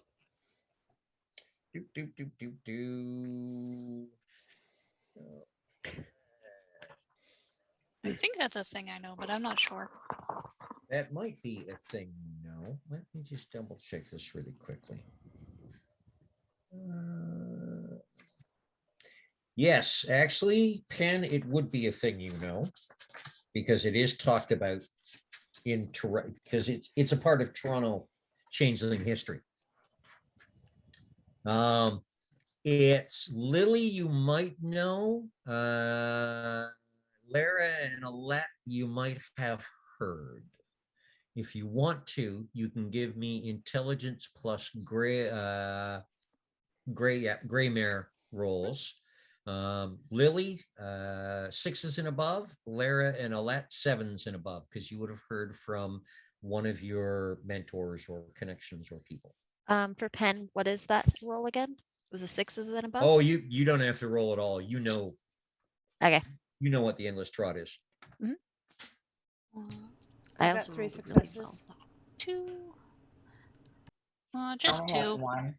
Just two. Okay, that's even 1 means that Alette, you've heard of it. You've heard it mentioned. You know, it's in the northwestern part of Toronto. Lily, you know more specifically, it's around Shepherd and Bathurst area, which is easily accessible by bus. Lara, you know it's this weird little kind of ravine when you enter it. You walk along the street, and what you're looking for is this short little chunk of fence. That's it. It's just, you know, 3 fence posts and a little bit of white board across the side, and there is graffiti on it in Fey tongue that you'll be able to identify where you are. Pen, you know that it's basically an entrance to the dreaming, and it is a place where lost things tend to be found. A lot of stuff. It's a hangout for a number of changelings. There's a small gang called the Gangsters who hang out there in a tree fort called the Gangsters Hideaway. You know, there's a she noble in the area who's been there for a long time, but nobody talks about him. Even your dads, when it's been discussed, have mentioned Mr. Pigeon, and oh yeah, no, we don't talk about him anymore, ever. And that's as far as it ever goes. And you know that you have to be careful going in there because it's very easy to get lost. So your dads would have told you it is not a place to go lightly, and if you're going to adventure, be very, very careful.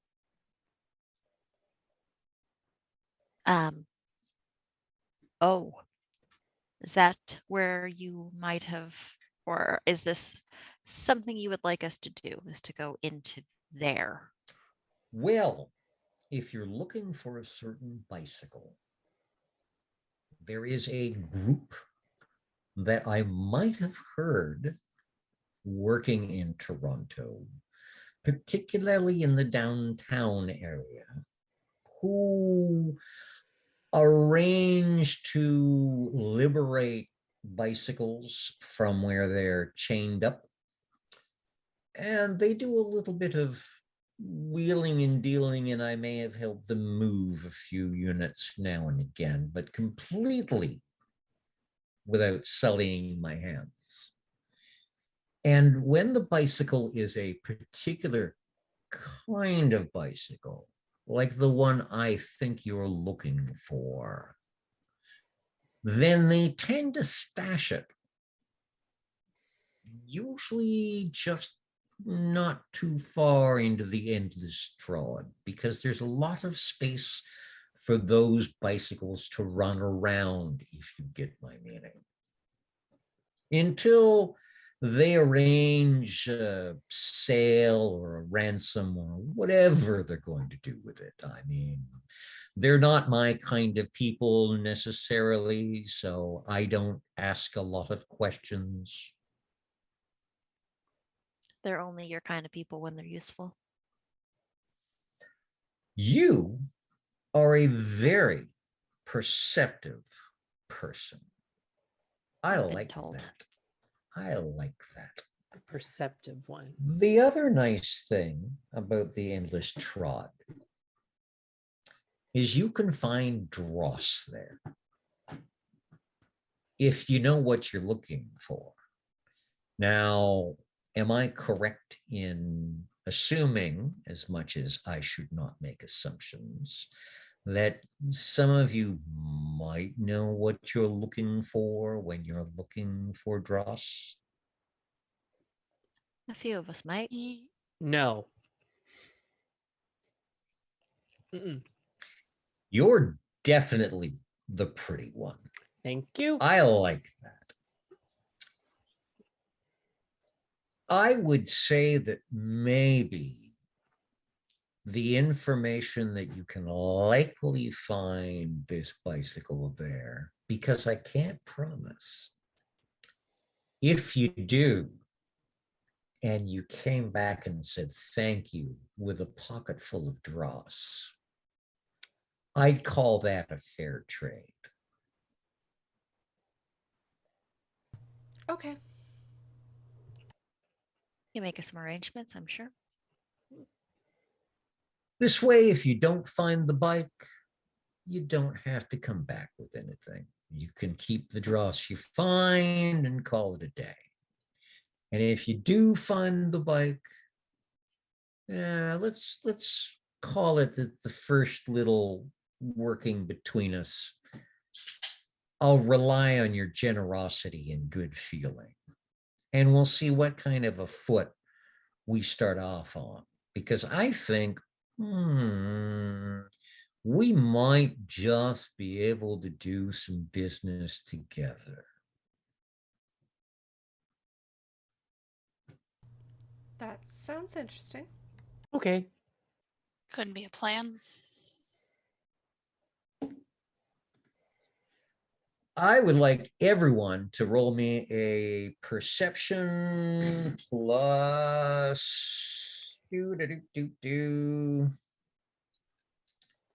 a perception plus alertness. Okay. Would my insightful apply?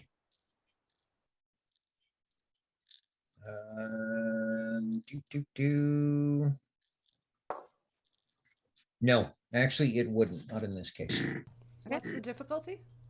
6s and up. Nope. I have 2 10s. Okay. I have 2 For successes. 6. 2 successes, 1 is a 10. Okay, Lara,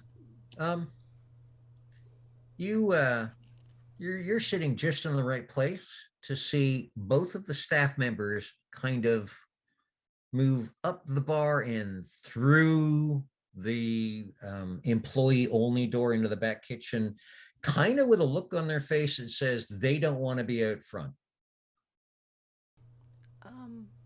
And they're moving pretty quick. Guys, the front of store staff, they're moving away. At They're that scared. point, the three of you who rolled 2s hear a bit of banging up around the front of the store, like somebody has come in and slammed the door shut behind them. Oh no. I rolled Rose. 4 successes. Did I see anything extra or? Oh, sorry, you got 4? Yeah. My apologies. I thought you. That was Okay, 4. at 4, yeah, you see the staff moving as well, and you can see light comes in really nicely from those big front windows, and there are some big shadows up around front happening. We might want to head out of here real quick. Is there a back way out? Lara's asking our friend Fat Cat. And he just kind of looks up, and his eyes widen, and he says, "Oh, now this might be my cue to just kind of leave it to you. I don't want to deal with these people. Remember the group I said who collect bicycles?" And as Yeah. he's saying that, there's that sound of the chair legs against the linoleum scraping along. And he almost seems to kind of, as he pushes his chair back against the wall, the shadows almost seem to, he's wearing all black to begin with, black t-shirt, black button-up shirt left open, kind of a work shirt, black jeans, black combat boots, and he just pushes himself back and he seems to almost melt into the shadows and almost kind of Cheshire cat. His eyes get brighter and his smile is big and toothy and ivory white, but he just kind of seems to just melt back into the back of the coffee shop. Did he leave his cell phone on the table? Nope. Okay. And as he melts back from the front, you hear a voice go, "Okay, Dwayne, we got words." Wayne's not friends, here, man. Friends, let's get out of here. This doesn't seem right. Yeah, I'm trying to find an Yeah, exit. like is there a back door here or anything? Nope, there's no back door. No we're back door we're that's stuck in a evident. blind corner. Great. Is there a ladies' room nearby? Yes, there is. Okay, I'm gonna start booking it to the ladies' room. Same. Yep. Yeah. Book Yeah. it to the ladies. At least then the ladies might have a window that we could climb out. That's my plan. I'm hoping If against not, hope. I'll go in the men's. I don't Uh, care. I'll give it a 50-50 shot. Whichever's Yeah, closest. actually, you get to the ladies' room, and then it's for the size of the coffee shop, the ladies' room is actually not a bad size. There are 3 stalls, 3 sinks, fairly spacious, really actually rather clean and nicely kept for the look of the coffee shop. And there is indeed a fairly large window that is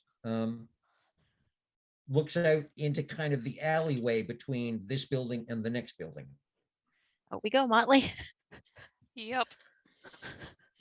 I can assist anyone that needs help. Oh, the window is painted shut. Oh man. Oh, okay. Do I'm I gonna have any? punch that window. You're gonna what? I'm gonna punch the window. Would I be able to use a leisure de man or a chicanery to attempt to melt the paint and open the window? Let me check. I don't believe chicanery will do it because that's all all illusion. Illusions, but leisure de man might. Let me take a look. That don't work. I'm all willing to punch the shit out of that window. Effigy, smoke and mirrors, makes copies of things.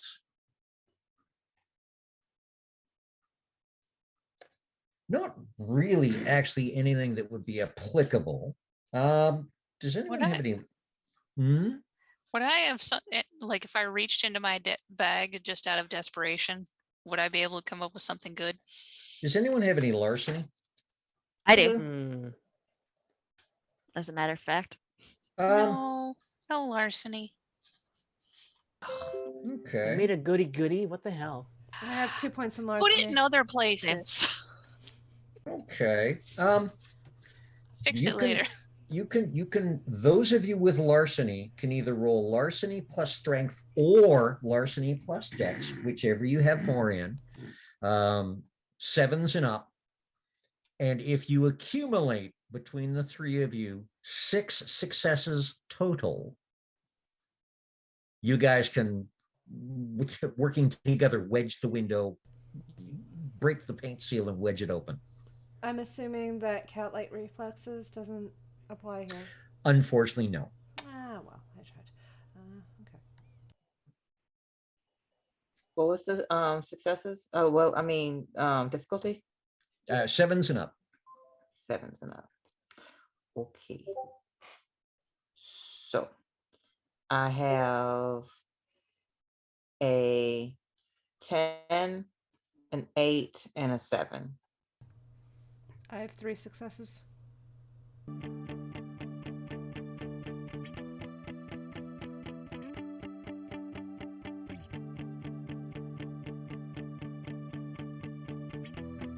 Paint your sky in phthalo blue and alizarin crimson, swirls of cadmium yellow, sienna and vermilion. Make it any way you want, 'cause it's your world in the end. Paint yourself a little tree and give it a little friend.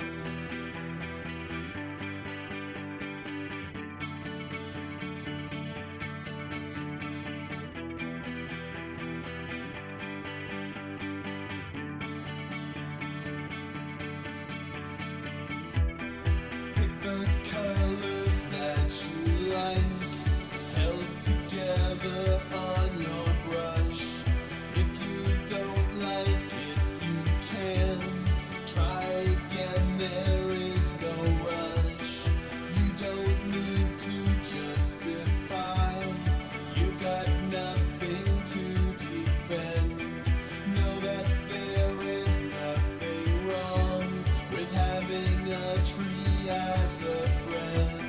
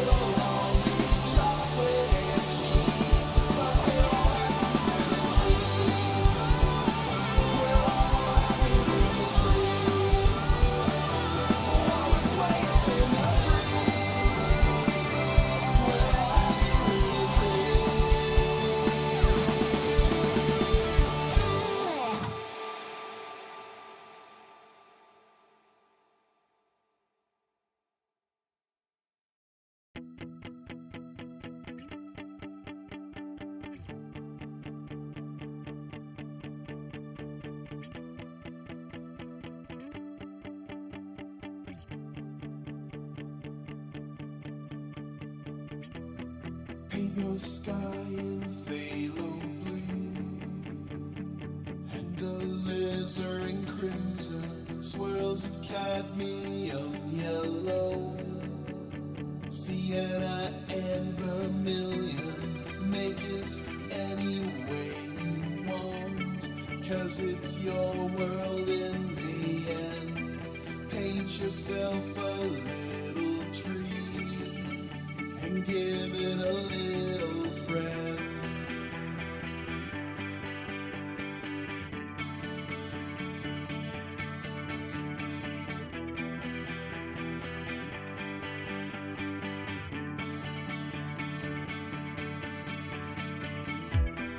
Pick the colors that you like, held together on your brush. If you don't like it, you can try again. There is no rush. You don't need to justify. You got nothing to defend. Know that there is nothing wrong with having a tree as a friend. Welcome back. That was a quick and unannounced bio break for people, but those will happen because life sometimes does that. So hopefully everyone got to hydrate, rehydrate, dehydrate, or do whatever it is with water you wanted to do. When we left our Motley, they were in the ladies' room running away from some large, scary, silhouetted figures who they have heard but not yet met. And they were tackling the painted shut window. Now, three of you have larceny, and Alette and Lara both got 3 successes each. Did you roll, Pen? I went to hit the roll button and then my entire computer crashed, so I did not get the chance to roll. Oh, ouch. So larceny plus either strength or dex, with whichever you would prefer. 7 and up. All right, so that is. And let's hope rolling doesn't cause a crash this time. Okay, 7 and up. That's 3 successes. 3 successes from me. Okay, so between the three of you are able to wedge that, break the seal and wedge that window open pretty quickly. And it is large enough for you to all slip out and slide into the alleyway next door. So you're out. We're on ground floor. You are on ground floor. Okay, good. So yeah, there's no need to climb or fall or anything awkward. Okay. So the 5 of you are out in quick time. You're in an alleyway. Okay. You can do we hear some public shouting from inside. Do we public transit or do we like take Penn's car or what do we? Wait. Do we? What time is it? It's about 4:30, 4:30, quarter to 5, but between 4:30 and 5. So we still have time to get our friend back to the hospital? Oh yeah, lots. Okay. Oh, Cool. yes. We had I the was gonna say, afternoon. let's all part ways at the hospital. Let's just get the hell out of Dodge. Yeah. We can duck Escape. out so that we aren't going to the front of the store, so we won't be seen. Like, is this alley has an exit on the backside? It does. It goes all the way through. And you come out beside a little kind of grocery-teria sort of, one of those old style grocery stores with the fresh fruits out front on one side and a hairdresser on the other. Okay. So it's easy enough now. Again, as you were getting out, you could hear shouting from inside the coffee shop. But and about 6-8 feet towards Eglinton from the window you let out in, there is a door. It obviously lets into only the kitchen area, where the employees were.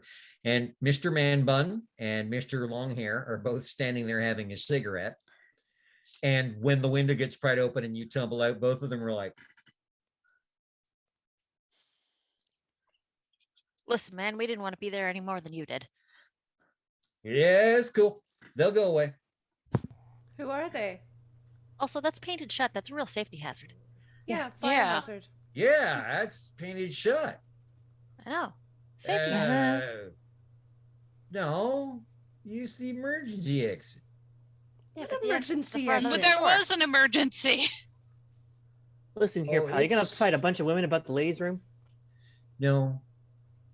That's what I thought. Well, Okay. perhaps.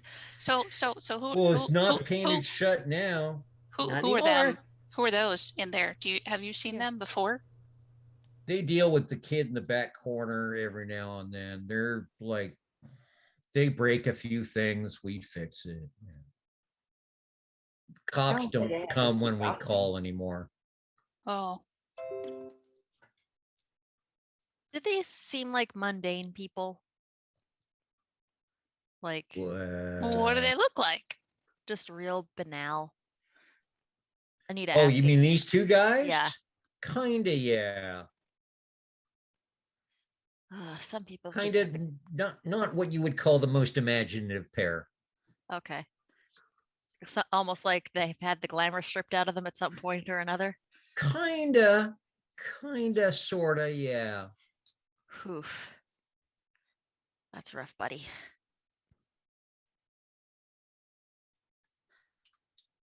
Shall we off then? Away? Yeah. Okay, Yeah. you're off Mm. away. It's Yes. easy enough to get to the subway, Way away. and then you drop Lee off at the hospital, and you can all continue on your merry ways home. Yes. I'm gonna make my way to my room. And about maybe half an hour after you've been in your room, the one of the nursing aides comes in with dinner, which is as always fantastically laid out. And Betty kind of glides in, lets the door close behind her, and says, "So, how was your day?" I went in the water. I would judge this as a good thing. She has a big wide grin and is just like nodding her head. It was kind of neat. Good. It's always an excellent day when you've learned something new about yourself. Any other memories? None, unfortunately. Say, Betty, now that you have a minute, mostly because I barely heard a little bit about it. Are you familiar with a place known as the? This is awesome. Rose actually can't remember this, so natically. Endless trod. The trod, the endless trod, something like that. Most of us are very familiar with it, yes. Now, a trod is a road. It's a road that connects the waking world with the dreaming. Oh. So when you step on the road, generally they all have a destination. The endless trod is, as far as I'm aware, very unique in that there is no end that has been found yet. But there is a way back? If one keeps one's wits about them, yes. We haven't lost many people there yet. The gangsters have tried to map it, but it doesn't seem to like being mapped. And we seem to have business with the gangsters. Wait. They're a group of, I'm assuming they're gangsters by the name of No, gangsters? they're three younger changelings. Okay. They just happen to be the ones who are currently sort of laying claim to the area. Have any way of knowing how to negotiate or bargain with them? Well, you'll have to meet them first. And then, like everyone else, I'm sure that the bluebirds will be able to charm them, I hope. Well, you got faith in us. I sure do. Good night, Lee. Good night, Betty. And she glides out. And I dig in. Okay. Did Penn take all the tacos or did I take some? And I think distributed the tacos before we parted. Priorities, yes. Okay, so like may have a taco, just like A Secret sneaky taco. hospital taco. Secret taco. Okay. And Tuesday dawns. What are folk doing?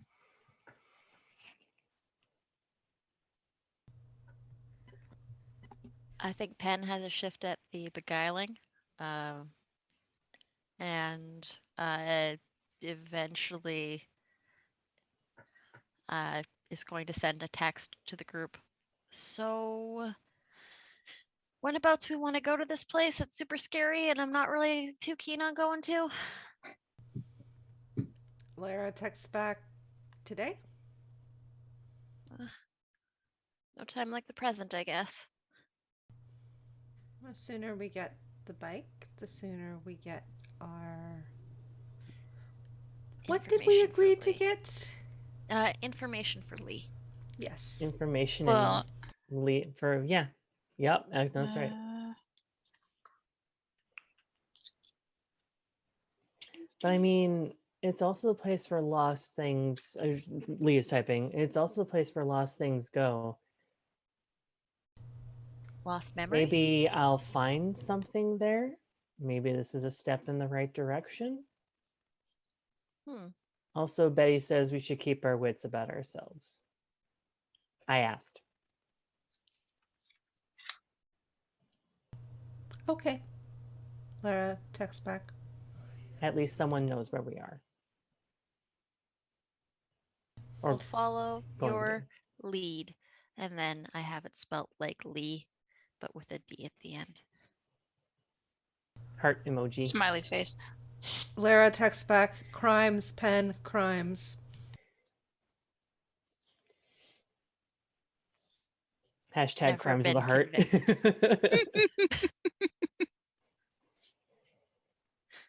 Haven't been convicted yet.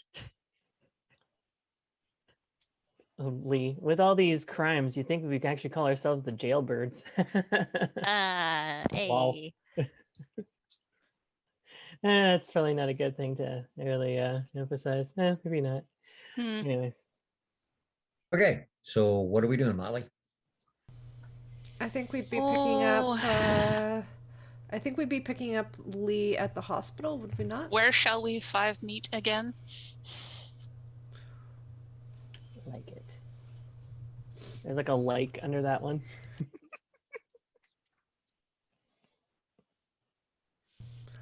Lara texts back. Hospital? Question mark. Already there. Thumbs up emoji. Thumbs up emoji. Thumbs up. Okay, Motley. So where are we going? The endless trod. Okay. So with work and stuff and little things going on, it's probably about, I don't know, Pen. You're probably, well, actually, Alette's already there.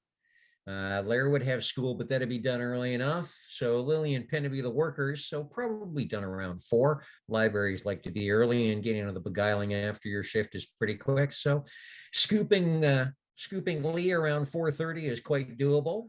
So you're still missing rush hour, though you're getting the start of it as you get under the subway.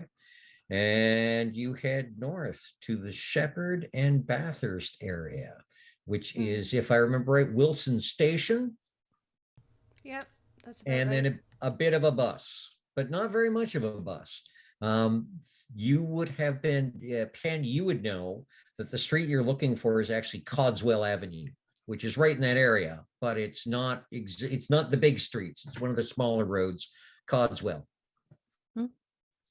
So it's a bit of a walk. Codswell is lined with homes, mostly bungalow style. It's kind of the World War II expansion era suburb of Toronto. A lot of the buildings were put up probably in the late 40s, early 50s. And there's been some modernization, but not a lot. And it's about a 2-3 blocks straight, and then it curves to the north.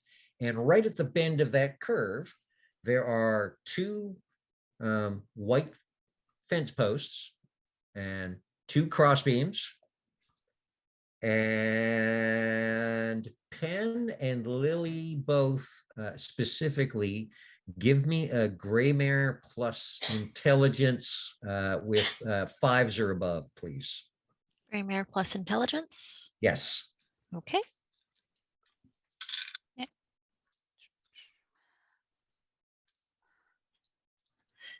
Could it be fair to say I have my stick? Yes. I have a stick with me besides my bag. 5 successes.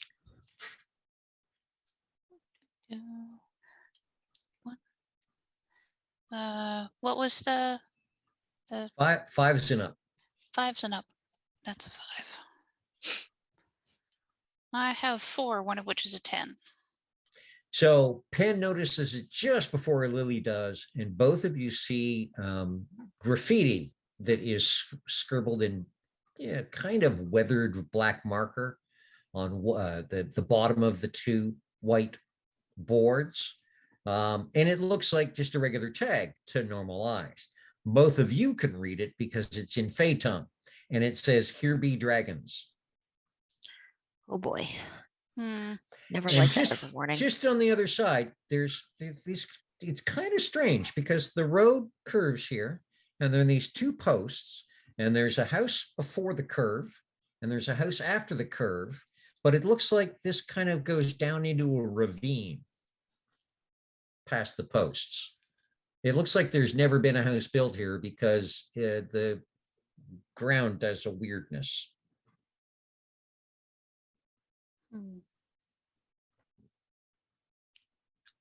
Here be the place. Looks much like. So, do we have to do anything special when we go in? Yeah, is that instructions or anything?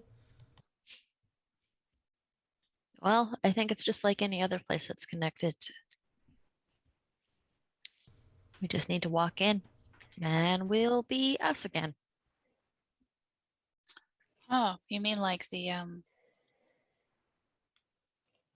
what Like was at the that? botanical gardens or Yeah, that in the party thing we went to. Or in the or freehold? in the Rookery and Freehold.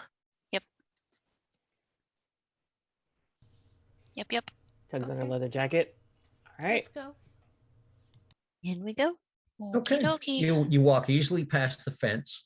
The grass isn't too high. It's obviously kept, at least by city workers, at least near the fence or by somebody. But it does indeed drop, and the ground drops down over 50 or 75 feet, and it drops down a good story or two into a ravine with a lot of trees. You think you can possibly see a tree fort in one of the trees kind of off at a distance. As you're walking down, though, it's amazing how fast the sounds of the city fade and how their background noise you never really pay attention to until they start to disappear. And it almost seems like it's from one step to the next, and you're not hearing the cars on the streets anymore.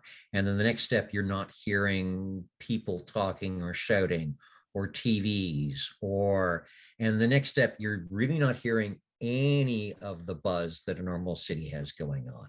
At the same time, it's a nice autumn day, but it feels kind of a little cool and shadowy. And you're not even quite at the trees yet, and it still feels kind of like you're already underneath them. The sun is dimmed just that little bit.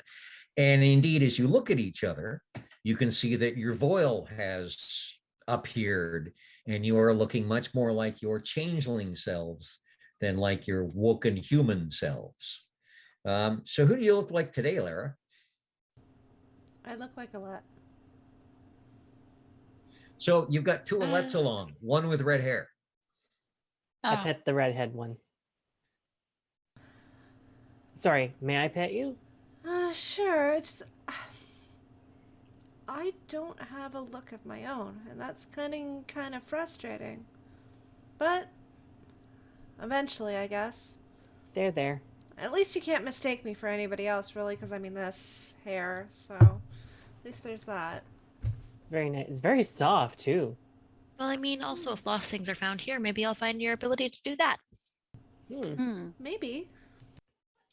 Lost memories, lost ability, lost bike. Okay. Is it going to so look you like a horse here then? kind of reached the Oh, Maybe. that's a good question. you kind of reach the floor of the ravine, and now it feels more like a valley. Even turning around, and you cannot see the houses behind you. You can just kind of see the two white fence posts, maybe. And I wouldn't call it overgrown. There's a lot of openness under the trees that you can be able to walk along. There does seem to be a well-trodden path that kind of wends off.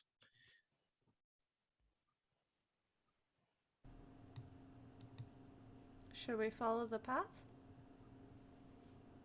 Well, it seems to be the only sensible thing here. Oh, there's the tree fort. And the tree fort is supposed to belong to the gangsters. Yes, that would be called the Gangster's Hideout. It's quite original. They're full of originality, that bunch apparently. Oh, I don't know. I'd figure it would be more hidden, but for a hideout, but it's not. maybe it's also opposite land.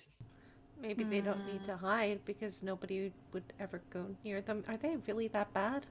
I mean, I think that I have quite the feeling that that was the group that we ran away from back at the coffee shop. Oh no. Betty says they're younger changeling. Yeah, but I mean, there's all different kinds, and Yeah.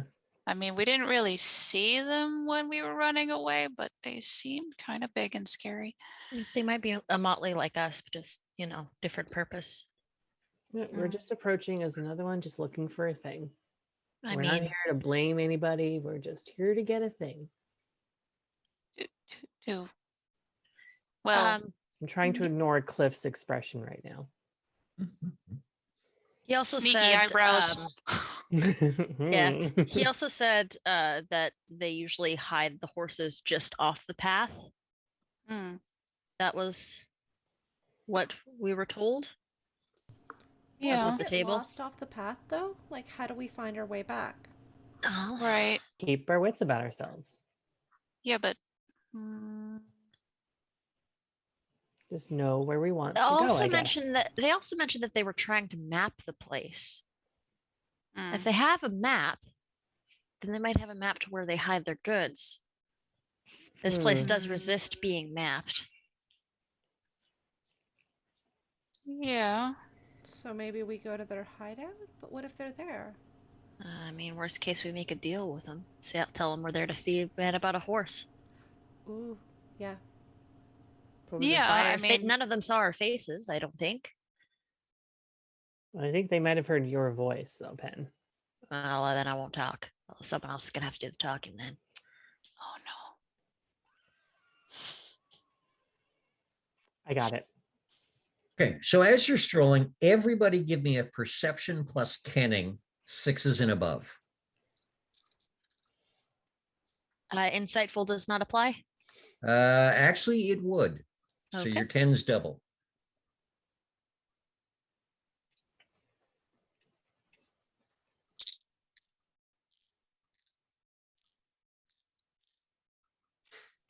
Three successes.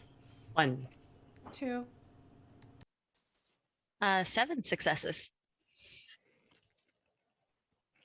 Crap. Okay. I rolled 2 10s, baby. The perceptive one. 4 and 1's a 10. Okay. So as you're walking, Alette, you just to the side of the path notice a 4-leaf clover that just speaks to you like, pick it up. It's worth a point of glamour. Okay, I'll pick it up. So this is your first piece of dross. Ooh. Lily, as you're strolling along, because you like to keep an eye on the ground and you collect shiny things, you I see do. you you see a bottle cap. And this is a place that's all nature, but this bottle cap gleams, and it is a 2-point glamour piece of dross. Nice.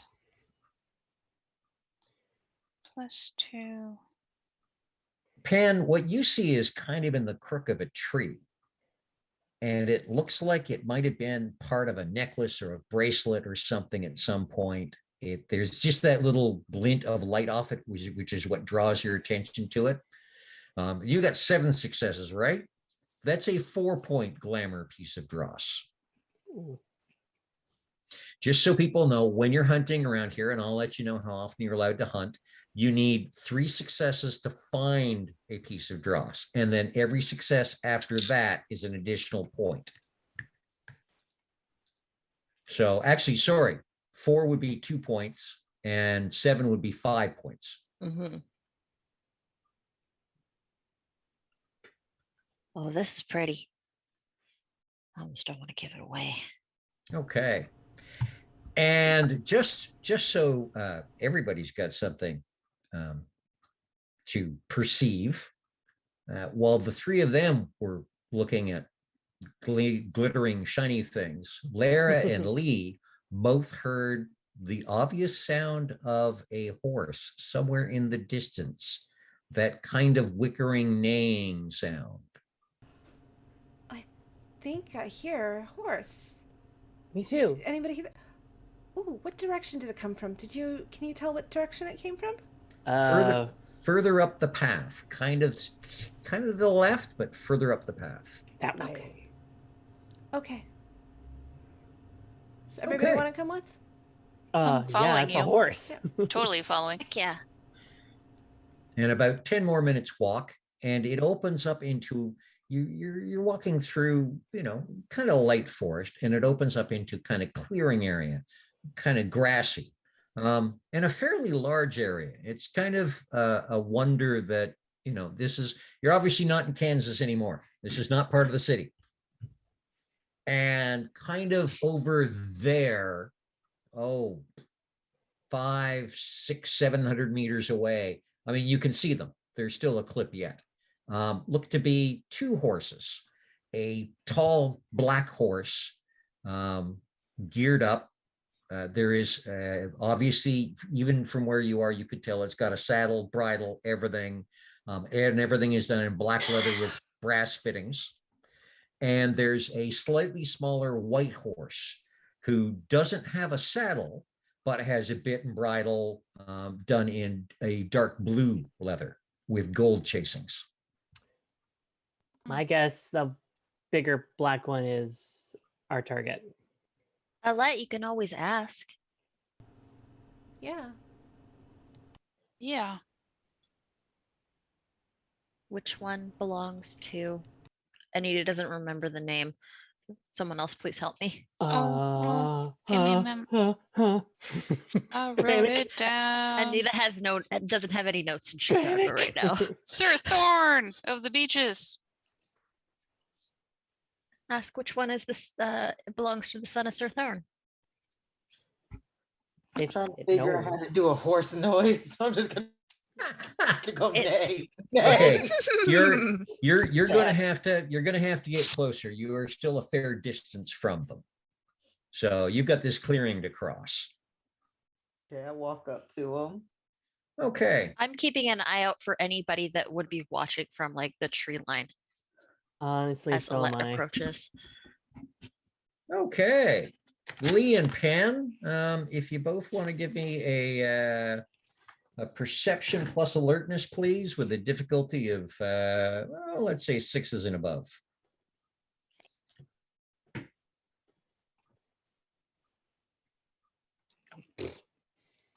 Need to up that. 2 successes. 4 successes. Okay, so Pan, from kind of over there to the right, you can see 2 individuals coming through the forest. One of them's really big, kind of gray skinned, kind of almost toad-like looking. His forehead slopes back, and he's wearing a red cap of some sort. It's a shapeless something. The other one is taller, still stocky, but a little more slender, has no neck at all, and has a bright shock of red hair that just sticks out everywhere. Kind of like a bowl cut. Kind of sort of a messy bowl cut, like someone dumped a mess of red straw on his head. Lee, you're actually looking the other side, and there's this very short, oh, he can't be more than about 4.5 foot tall, stocky, he's got to be 4.5 foot wide, shaggy beard, shaggy hair, all red, big red bloodshot eyes, and a huge mouth. And he's coming through the forest that way. And as they're coming through, the biggest of them that Penn can see, and the rest of you hear this now, goes, "Oi, them there's our horses. You can just bloody keep your hands off." Are you sure they're your horses?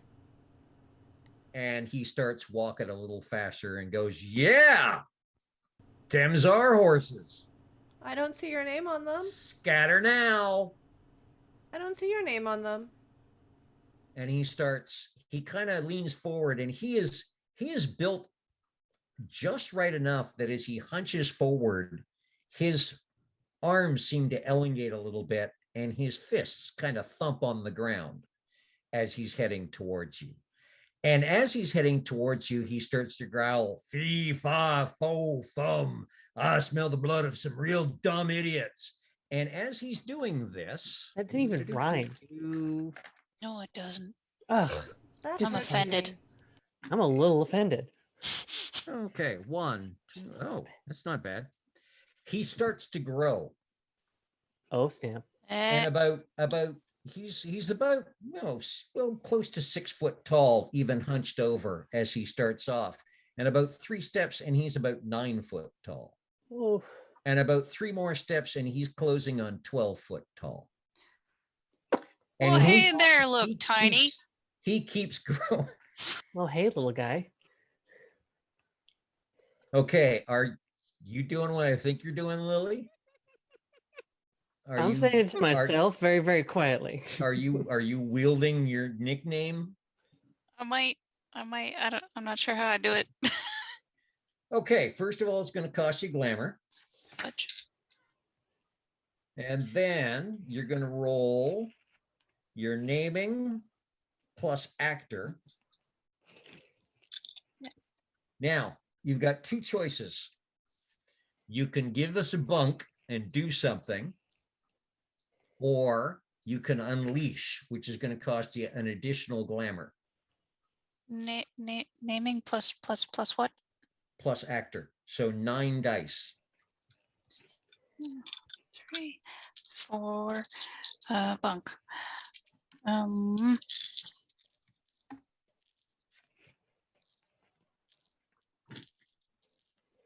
Let me think of what a good little bunk would be for this while I throw a bajillion dice. Well, don't count the dice yet, because your bunk will determine what numbers you have to get. Oh,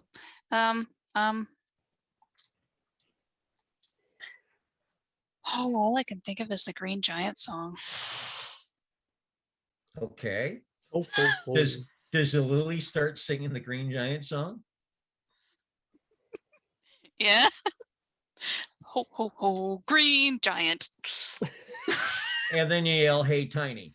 Hey, Tiny. Okay, so 7s and above then.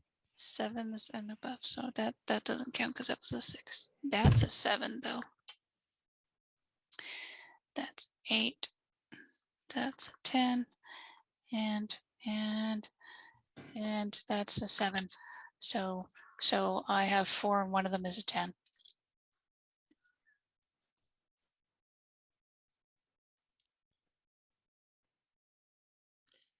Okay, roll that 10 again and get 7 or above.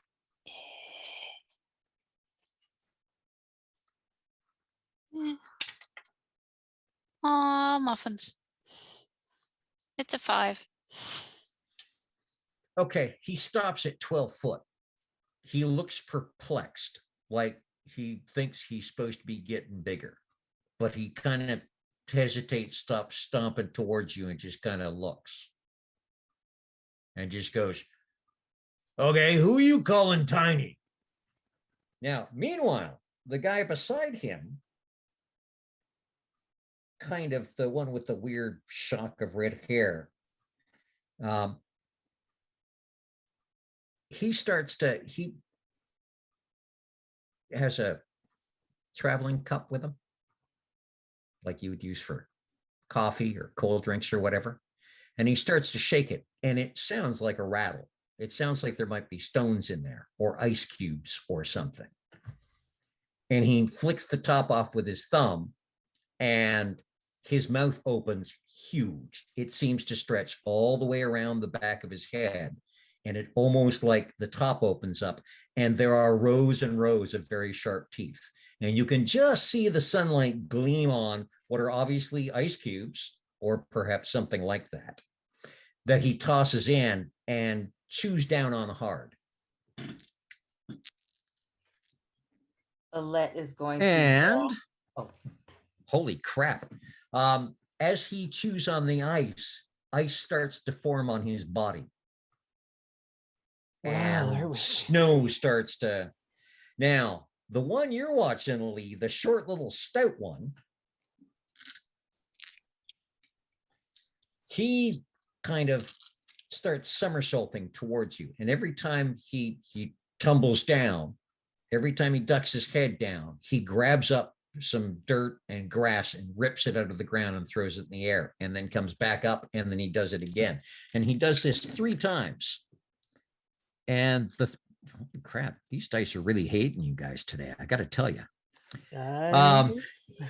As he comes up the 3rd time, his skin has darkened, and even his clothes have darkened, and it looks like he's covered in bark.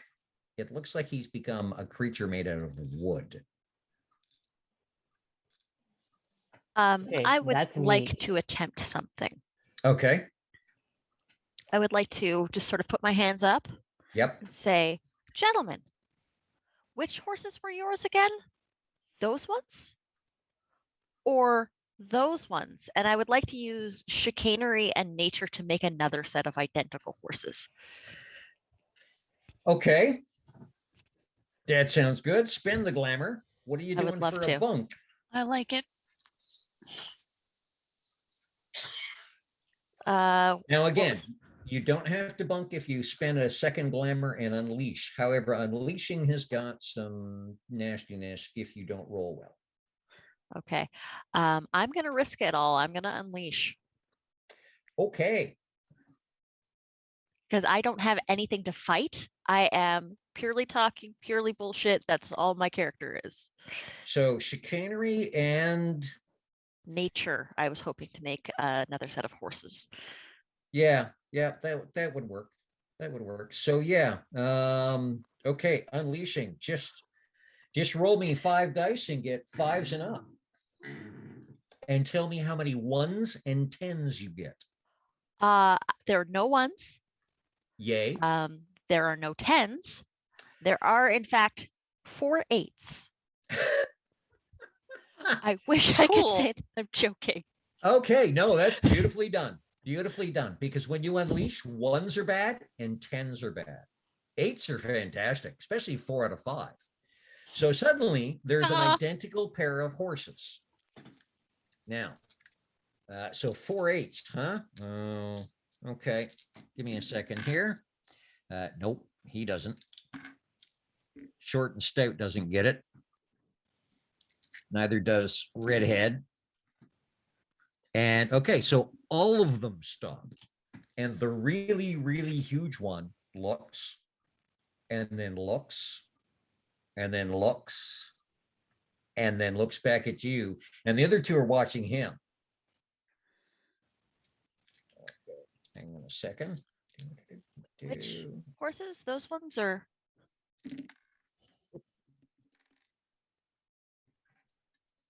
And he stops and he goes, okay, Now, this kind of trickery is not the kind of trickery. How about we just beat you up and take all the horses? And it is at this point, Alette's going to yell, "Hey," turns and looks at them. And how does using your arts work? Well, what were you thinking of doing? I would like to use verdant reclamation. I was about to And do the same make thing. a wooden dome over them.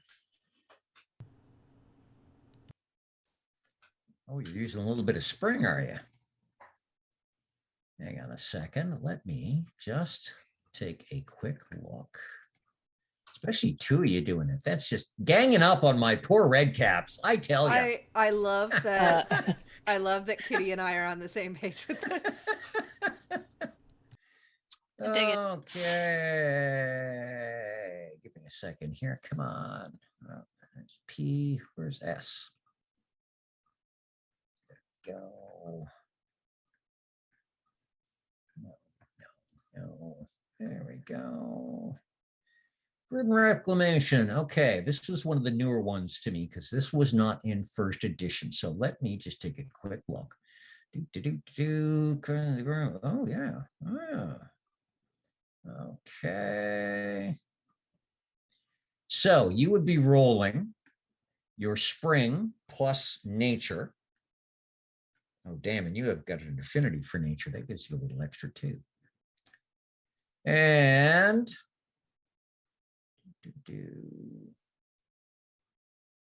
an explosive growth of plants.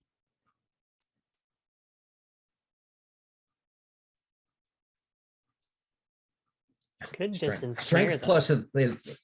plus athletics. So okay, they've got a shot at this. But okay, which you've got two groups. You've got two over to one side, the giant and the icicle, and then you've got the Mr. Bark over at the other side. Which are you aiming at, Alette? And which are you aiming at, Lara? I I'm think aiming towards the Motley. I'm trying to have a dome to cover them. Oh, you want to cover your Motley. Mm-hmm. Interesting. Okay. I'm trying to avoid them getting hurt. Yeah, that's one way of doing it.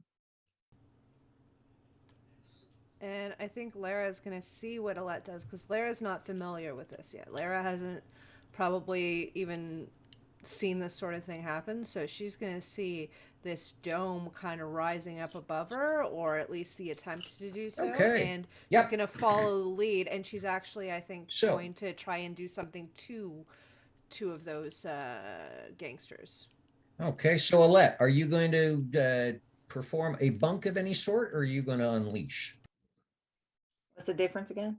A bunk is one glamour, and you do something. You're impacting spring and nature, so it should be something to do with plants, or I mean, you could name 5 flowers really quickly, or roll around in the grass, or something like that. Unleashing is a little more dangerous, takes a second glamour, and it may have inconsequential or strangely consequential effects. However, you don't have to do a bump. You can just immediately go grass grow, and it doesn't. I'm going to unleash. Okay, so that's 2 glamour. And roll me, if you would be so kind, your spring plus nature. So 6 dice, and tell me how many 1s and how many 10s you get. I have 1 10, no 1s. Excellent. And how many are 6 or above? 4. That's pretty good. Okay. Actually 5. 2 9s, 8, no, 3 9s, an 8, and a 7. Okay, and a 10. And a 10. Damn. Okay. It's a heartbeat. It doesn't even take a moment. And with that 10, there is a ripping and tearing sound, and the earth moves. And suddenly there is a wooden dome covering the Motley.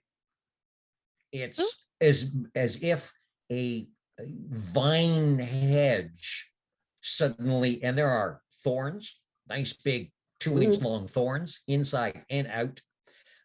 It is tangled enough that it casts you in shadow, so it's dimmer in there, but they're opening so the sunlight, as soft as it is, does come through. So you're not in complete darkness. But suddenly, all of you are inside this dome. Ah, Yeah. ah. Awkward. Can I still do what I was gonna do even though I'm in the dome now, or is it one of those line of sight things? You can still see outside the dome because Okay. again, it's not a solid dome. It's intertwined vines and branches and stuff that have grown out of the earth. So you can see all three of them have stopped and are just kind of like, and the big one's like, all right then, and they keep coming towards the dome, though a lot slower. Okay, so if I sing Cruel Summer, does that count as a bunk? Yes, it does. Okay, I don't know the words to Cruel Summer, all of them, and if I sing them on Twitch, I'm probably going to get canceled. So let's just say that Lara, just sing it in your Start head. singing at the top of your lungs. Yeah, exactly. Yep. And what are you doing?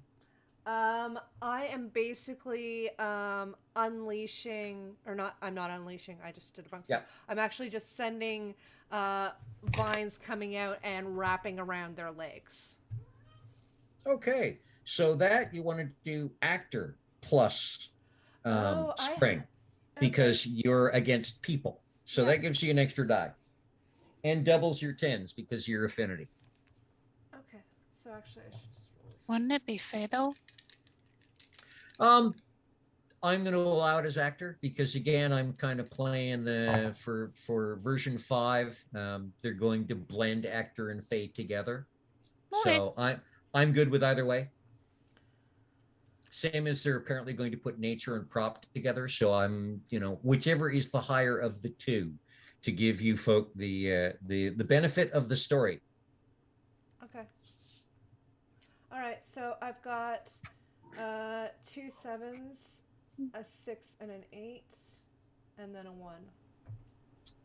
Excellent. Don't need to worry about the one because you didn't unleash, which is a good thing because that one would have been very nasty. Okay. So 4 successes. So he's got his extra size on, though he doesn't have much in the way of athletics. So, okay, I need the same amount of dice. So which ones are you aiming it at? Or one?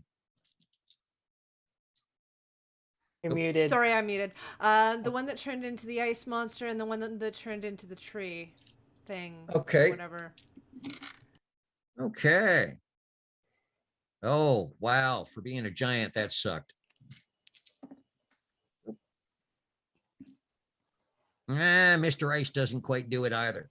So through the branches, you can see as, again, much like this dome came up out of nowhere, plants just rip up out of the ground, winding around the legs of Mr. 12-foot tall and quickly wrapping up the icicle man as well. And he's almost like completely covered in vines. The giant rips and tears at them as they're crawling up. They definitely get up past his waist. He's not going anywhere. His arms are still free, but he's having a right bugger of a time trying to, tear them up off of his legs because every time he does, they just grow up again. The gentleman who looks like, and I use the term loosely, who looks like he's made of wood, stops coming towards the dome and starts heading over towards his 2 compatriots to see, obviously to see if he can help them. While you're doing this, everybody roll me a perception plus alertness, 6s and above, please. Insightful apply or no? No. 2 successes. 2, 3. Oh, there's a third one. Oh, geez. 3. 1, 2, 3, 4, 5 successes out of 6 dice. Holy muffins. Okay. Everyone else is watching Lara's wonderful work as she's singing. You're either watching Lara sing or watching the vines erupting out of the ground and wrapping these guys. Pen, you can see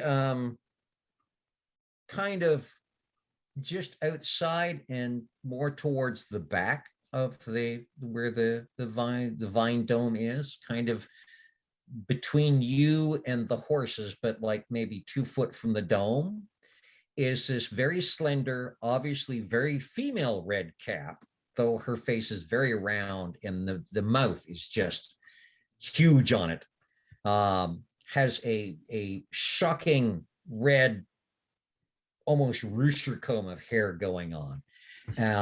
Dressed in, the others are in kind of jeans and work shirts and stuff like this. She's all in leather pants, leather vest, and she's just got her arms crossed, and she's the look on her face, and you can actually see her tapping her foot as she's watching you. Ooh, I think we found the big boss. Hey, mind opening this up a little so I can go out and parlay? I hope she's willing to talk. Only one I need to find out.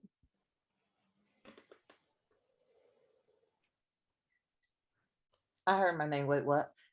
Would you be able to open this up a little so that I can go out and parlay with this very scary but also kind of attractive looking red cap that looks like they're in charge of these schmoes?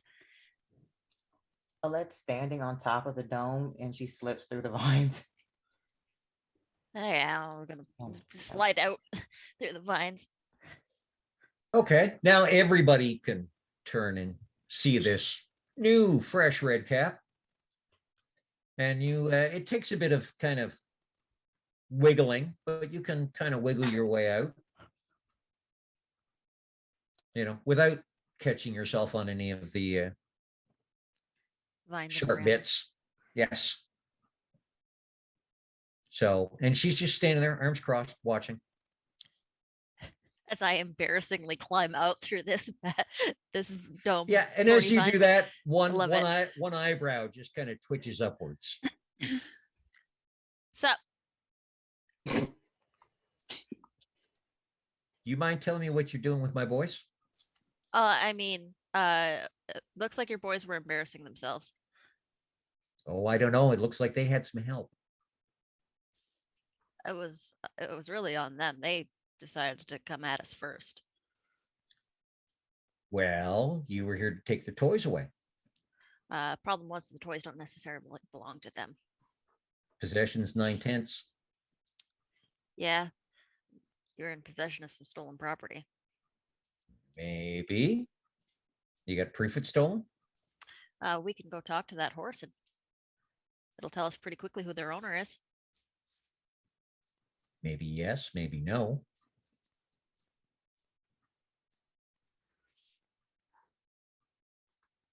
She's probably really good at poker. Listen, I don't want to be here all day. You don't want to be here all day. We can take we are only here for one of those 2 horses. Well, okay. we haven't found the other part. We don't know if it's attached. We can take the horse that doesn't belong to you and leave the one that clearly, obviously should belong to you.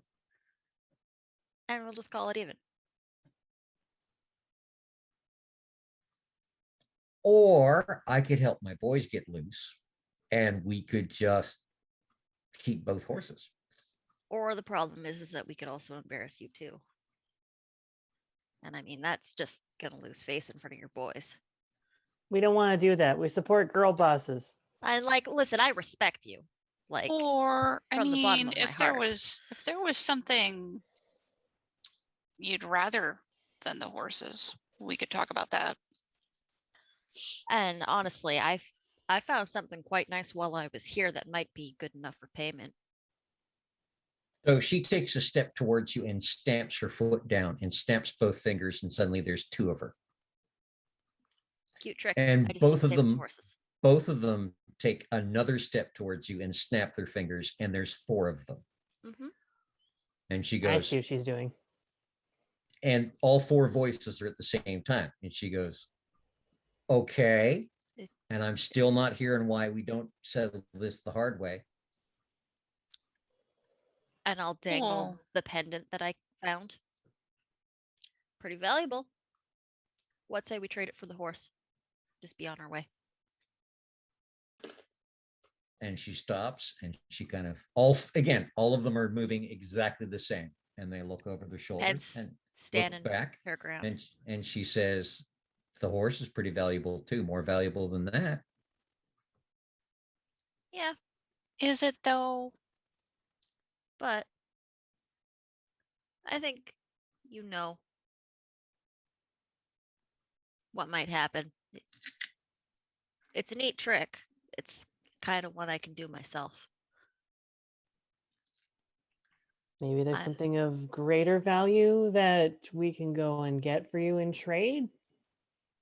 Okay. And from the other side of the I'm trying dome, to I'm trying to appeal to her graces with like a little bit of empathy and a little bit of manipulation is what I'm attempting to do. from the other side of the dome, you can hear the big guy's voice, the very familiar voice, as he crows out in obvious triumph, and you hear what sounds like an entire tree being uprooted. And she looks at you and says, well, if you can do this like most changelings can do this, then you can't do this. And suddenly all four of them move independently.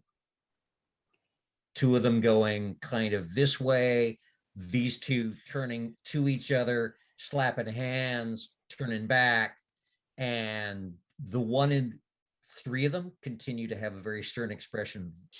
The one kind of in the middle-ish, who's facing you the most, grins this huge shark tooth grin and goes, yeah, some of us have got really good tricks. I would Says like we to don't. use Autumn Eyes on the one in the middle and find her weakness. Ooh. Do. I got a second because I think that's contested. Pumpkin spice lattes, cozy sweaters.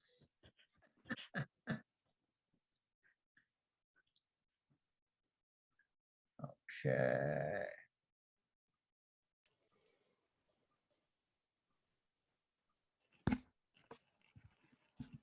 Oh. I see. Okay. So what it does is, just to verify this for you, you can tell her general health levels, or you can tell points of weakness, but only if basically it adds better dice rolls and more damage if you actually physically attack her. It's not something you can say, oh, I see you're weak here and here and here, and try to use it for intimidation. It's you would have to attack her, and then you would hit easier and cause more damage.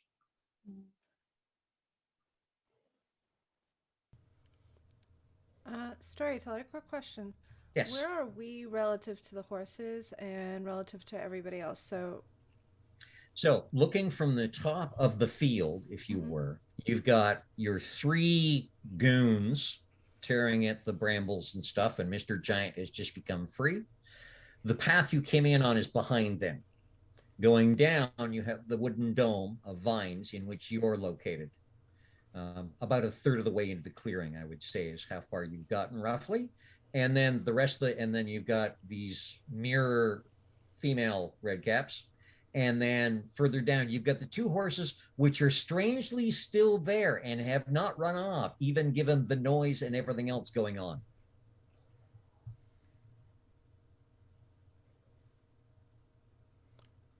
Okay. I think Lara is going to whisper to Lily and say, do you think we could do that thing that we did in the museum where nobody noticed us? Oh, it's a little late now. No, I mean, Or did you mean just like us two? just us two, and then we can get the horses. Oh. Can we do that? I think I have would it be Veiled Eyes or Trick of the Light? Trick of the light. Okay.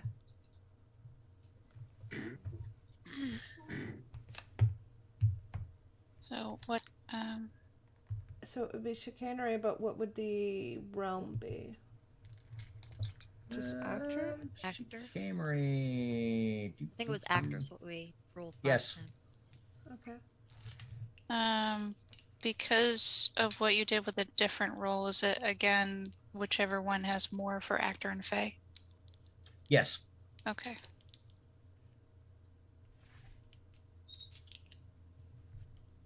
Oh, actually, And that's... I've got my affinity again. Yes. Yep. That means double your 10s. Okay.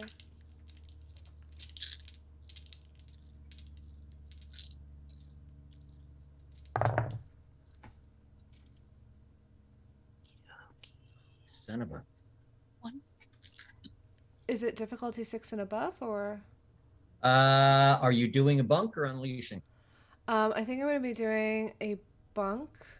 I'm going to be basically whispering under my breath.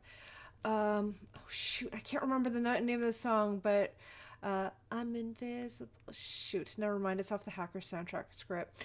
I'm the invisible man. I'm the invisible man. Okay, so Lyra's gonna start singing with Lily to this. Okay. Okay. That'll give you 7s and up. Okay, so I've got 4. Yeah, I've got 4 as well. One of them's a 10. Okay.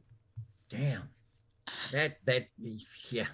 None of these guys have perception worth a darn. Dang it. Whee! Dang it. Good kenning, but crap perception. They're soldiers. They don't need perception. I said when I was creating them. Okay. So what are you gonna do? You're gonna wiggle out of the dome? Wiggle out of the dome and try and not be noticed as we're going down to get the horses. Yep. You wiggle out of the dome and everybody else is still facing off and doing things and everything, and the two of you just stroll casually towards the horses. Dooby-dooby-doo. So we get up to... Okay, so while all this is going on, Lee, are you doing anything, or are you just standing in the dome smiling, going, this is a great spectator sport, I'm safe, and I have to do nothing? Well, that's what Lee's doing. I'm scrambling on the wiki trying to find anything I can do. I'm just like, Well, let me take a quick look to see if I have a suggestion. I will Besides take suggestions. Besides standing there, I would like to help. I would like to divert attention. I would like to mislead. I would like to trick. I would like to frustrate. give me a moment here just to take a quick Something. look at. I kind of seal. Yep, I can understand that. Okay. Slippery when wet. Here we go. So, Why did I say that? Why did I say that? You're now my favorite. Okay. But don't tell the other kids that. Okay. First of all, Yeah. first of all, the big giant guy, you feel that you could do pretty much the same thing. Oh, and grow big. Yeah, metamorphosis, worms and giants. You could either grow yourself really tiny or grow yourself really giant. All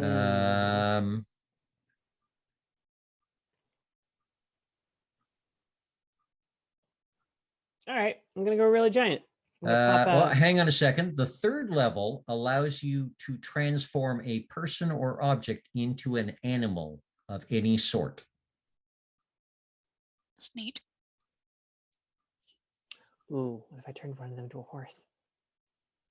You don't have any actor or face, so you cannot impact them. Everything you have is nature. Okay. Which means you could turn something else into an animal. Like a horse into a mouse? You could turn a horse into a mouse. You could turn a stick into a lion. It'd be a really dumb lion. He would have the intelligence of a stick, but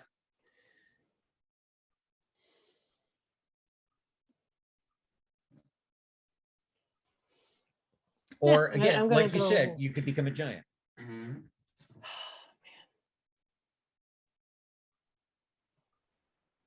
Basically got the polymorph spell on tap. I like it. I'd like this. Yeah, okay. Misdirect in that case then. So I'm going to see if there's at least a log of some kind, something substantial, a stick. I'm gonna make something of substance, at least a tiger, Bengal specifically. Okay, so roll me. Yep, there you are right there. 7 dice. Are you going to unleash or are you going to do a bunk of some sort? I'm gonna do a bunk and I'm gonna sing "Eye of the Tiger." all you people in your singing. I Okay, approve so of this. so Am I still a favorite? Okay. seven dice. Or sorry, Yes, yeah, 7 always. dice. 7s and up. 3, 4, 5, 6, 7. Oh, there we go.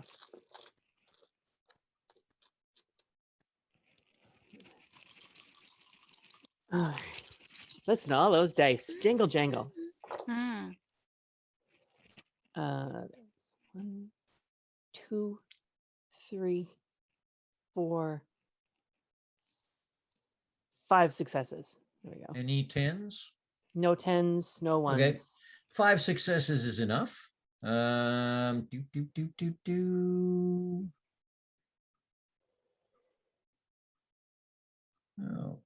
Okay.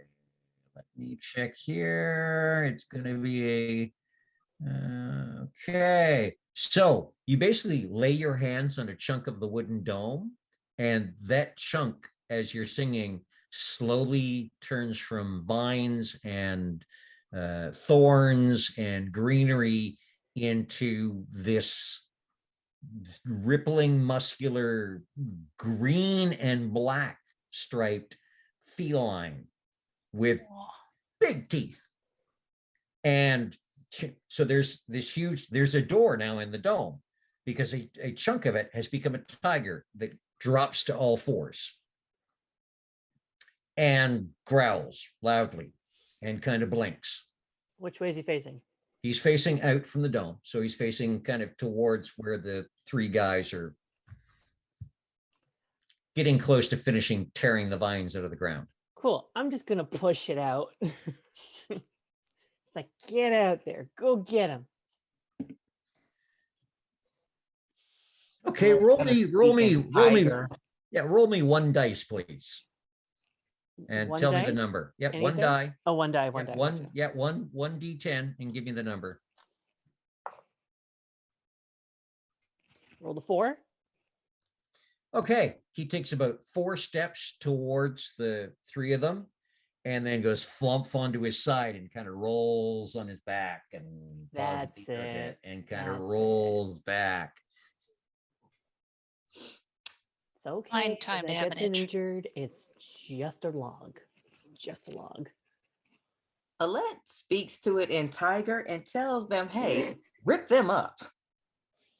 And the tiger, speaking back, and tiger goes, hello.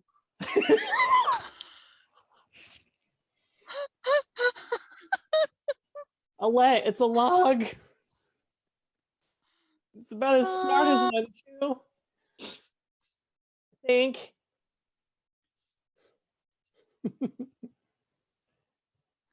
And No he one- continues to just kind of scratch his back against the ground and wiggle and roll. And I'll let you can hear him go, this feels good. I never felt this before. Oh, great. I tell it, rip them up or I'm going to turn you back into a tree. I was a tree? Wow. Rip what up?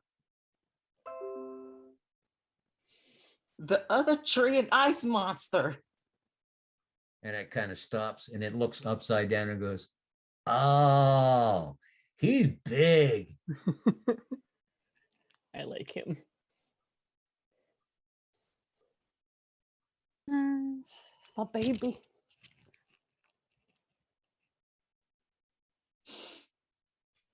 How far Okay, away Timmy the are tiger. other horses? I'm gonna name him Dim. Okay, the two a of you sweetheart. are pretty. Lara and Lily are pretty much. You two are at the horses, and the horses are very calmly just kind of standing there, apparently watching everything that's going on. mm. And we're sure that these are the actual right horses and not the ones that Penn doubled Give me- up. Give me a perception plus awareness, and all you need are 4s and above, or alertness. Sorry. Three. What? I keep forgetting awareness is not something that's on these character sheets. That's vampire. So yeah, alertness plus perception, 4s and up. I got a 4 and 3 6s. I got a 6. Oh, 2 6s. And that's it. Damn. Okay. Well, the dice now don't like me.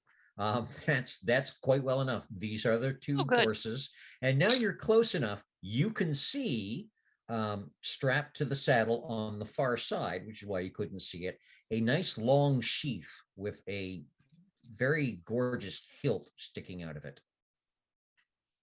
Yes. Lara's gonna whisper to Lily, so how about this? How about you take one? I take the other one. Have you ever ridden a horse? It can't be that hard. Be hard. Uh, oh goodness. Two. Oh. Nope. Nope. Yeah, the only thing I can think of is to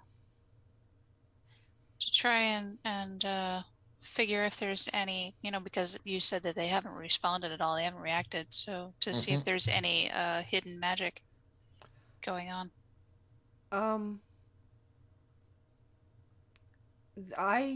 Okay, so Lara knows she can talk to plants. How much grass is around these horses? Oh, there's a lot of grass, about calf high. Okay, so Lara's gonna kind of duck down and she's going to ask the grass. She's gonna say, "Hey, can you hear me?" And it's almost like the breeze is talking to you. There's a ripple through the grass, and you can just quietly hear what sounds like thousands of voices go, ooh.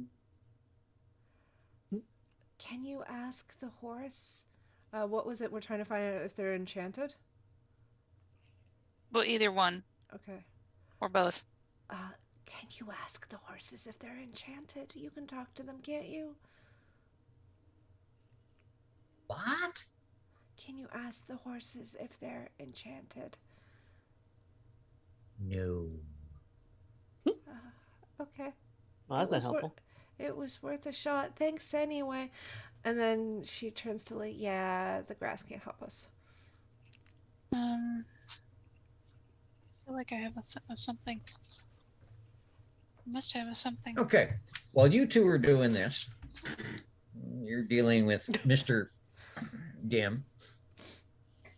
Dim, the tiger. Oh boy. My boy. My baby boy. My son. My big baby boy. Okay. My big dumb baby boy. Everyone give me a perception plus survival. 8, 9, or 10 is what's required. Oh boy.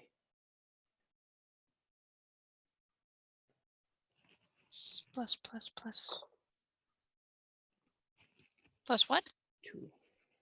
Perception plus survival. Does Oh. insightful apply? No. No? Okay. Oh man. Sorry, what was the difficulty? 8, 9, or 10. Okay, yeah, I have 110. What happens if you get 2 10s? I got Bupkis. 3 Two is Definitely 2 good. successes. successes. Definitely 2 successes. 3 successes. Okay, and it's 2. So she'll notice a little after you. Pen's the first one to hear it from kind of off to, let's see, we're heading south. So to the right would be west, kind of west, past the clearing in the woods. It sounds like a whole lot of horses and a whole lot of, slowly you hear the sounds of jangling metal and possibly voices, and this female red cap kind of snaps up about the time that you notice what's going on, Lee, and hear the sounds. And she goes, shit, it's the Shining Host. Okay, boys, we're getting lost. Out of here. Now. Come on. High Tech, Scourge, gone. And the three of them are kind of like, what? And the big one's like, Shining Host, I'll take them. And she's like, Scourge, we're gone. And she's I'm gonna heading, start booking it towards the other horses. she's heading straight towards the other side of the clearing from where the noises are coming from. I'm running towards the horses, and we're gonna try and kick them up and start riding out of here. We gotta Turn go. on the gas. Okay. We gotta so- go. So the Okay. red caps are going that way really quick. Okay. Well, Okay. we're already by the horses, so have Laura and I noticed all this? You got Bupkis for Yep. successes. How many I have successes 1. you get, Lara? You got 1. About the time you notice the red cap starting to run, you start to hear the noise. You're further away, so the noise takes a little longer to get to you.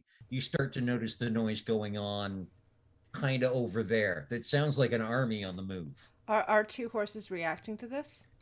You can also they see Pen both- running towards They you. both kind of perked up and looked that way, but that's all they're doing. Okay. And Penn is now heading towards you.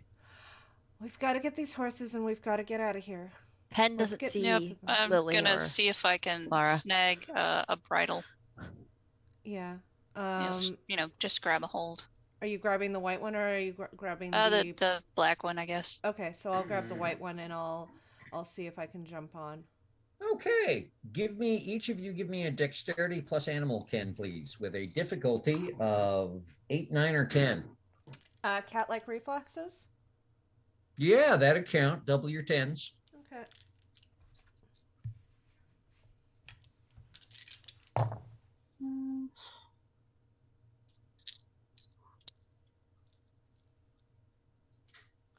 Sorry, you said 8, 9, or 10. Yep. 1 success. Yeah, that's gonna be none for me. Ooh, ow, oops. That's a slip. Okay, so Lily, you catch the bridle and the horse just kind of suddenly notices you and just looks at you and then shoves its nose in your face and snorts. Yes, hello. Lara, fuzzy. you grab the bridle and you're pretty sure you've done this before at some point. Maybe there seems to be a muscle memory there, but it's a little overreactionary. And you put your foot in the stirrup and you swing your leg up and you push a little hard and you just kind of go up one side of the horse and over and land on the grass on the other side of the horse. You still have the Oh. bridle in hand, but you're not feeling, yeah, that was awkward. That was not the way it was supposed to go. Laura, are you okay? Yeah, I'm gonna try again. And Okay. Good. At this point, Alette is sprinting and she's running towards that black horse. Oh, for fuck's And sake. she Okay. yelled, As is Lee. bring your towards them. ass. And I'm Guys. attempting to jump on top of that black horse and I'm scooping Lily up FedEx package style. Alrighty. And we're gonna gallop off into the sunset. Okay. So, as I was saying, Alette, give me a Actually, give me a strength plus athletics. And Okay. your long jumping works here because it could be dex, could be strength. I'll give you the benefit of the shot. So with 7 dice, it is tricky. So it's 9s and 10s only, but your 10s double. 1, 2, 3, 4, 5, 6. Okay. And I was asking, does my animal kin have anything to do with anything? Not with what you're doing, no. Okay. No, because I think your strength will actually give you a better advantage in doing this. Ooh, Ooh. I have 3 10s and 2 8s. Dude, Damn. Okay, it was 9s and 10s only, but those 3 10s double. So that's 6 successes out of. Okay, sweet. so and the 8s, I'll let them give you a little bit of an extra nudge. So what everyone else sees is Alette basically lopes along like a gazelle with high steps that just propel her at such a rate of speed. And she hits the ground, 6-7 feet from the horse and leaps and in midair twists. And as she goes by, she grabs Lily's hand, which is on the bridle, pivots, and Lily, you're suddenly swung up in the air. Things are Whoa. dizzying for a moment, and you land on the back of the horse right behind the saddle, tucked right behind Alette, who is now sitting squarely on the horse with the reins in hand. Okay. Am And I the like judges, crosswise or like nope, you're tucked behind her. You can wrap okay? your hands around Yeah, her waist. because that's my instinct to just like, okay. Yep. Yep. And the crowd goes wild and the judges score 10s across the board. Does anyone else find a little bit more attractive? Just me? You're not alone. Just me? Okay. Okay, what are the other 3 of you doing while Alette is performing a Olympic level gymnastics with the horse? Making like an agent and booking it. I'm running towards Lara, and I'm going to help her up onto the horse, Yes, please. and then try and get up myself. Okay. So we can escape together. You get to take a moment to do this. So it's both of you, please. Dexterity plus animal can, and yeah, you're going a second time, Lara, and you're getting help, and you're helping each other. So 7s, 8s, 9s, and 10s. Okay. Uh,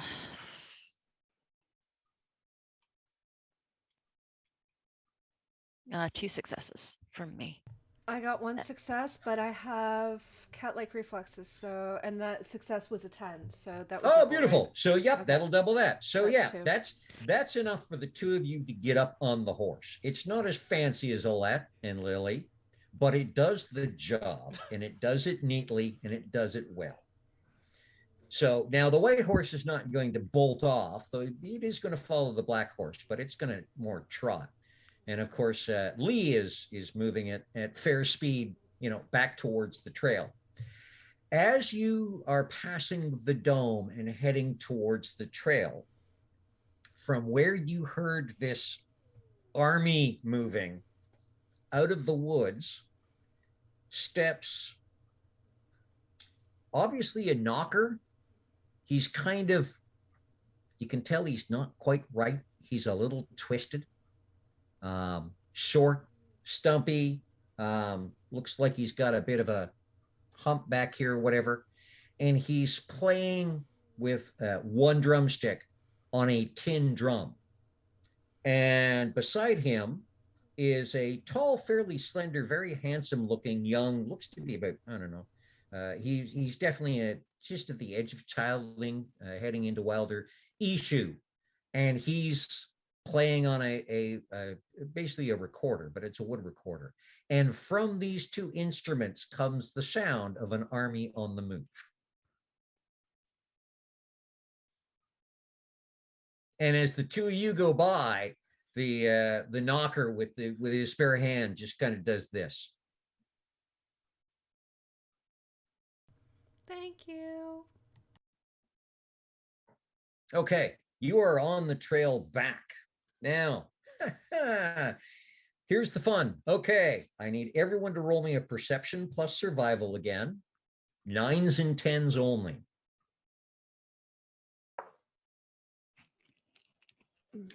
You're muted, Pen. Yes. Here's the Oh. thing with my character specifically.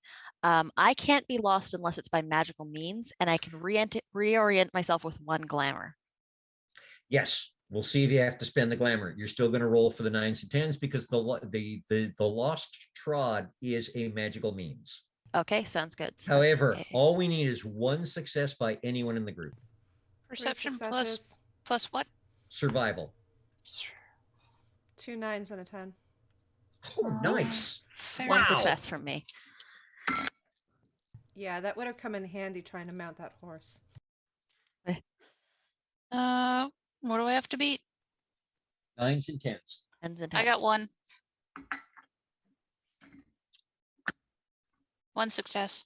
Okay, so most of you are pretty sure you know the direction out of here, back along the trail. And just for the fun, because you're heading back along the trail, perception plus kenning, please, 6s and up. Instinctive, no? Yes, I'll Or allow it. insightful? Or insightful, yeah, I'll allow it this time Okay. because you've been here for a while, so you're starting to figure out how things work. Yeah, just 1. And what was the success threshold for that one? 6s and up. Okay. 2 successes. I have 2 10s. 4 successes from me. 3 and 2 of them are 10s. And Lee? Okay.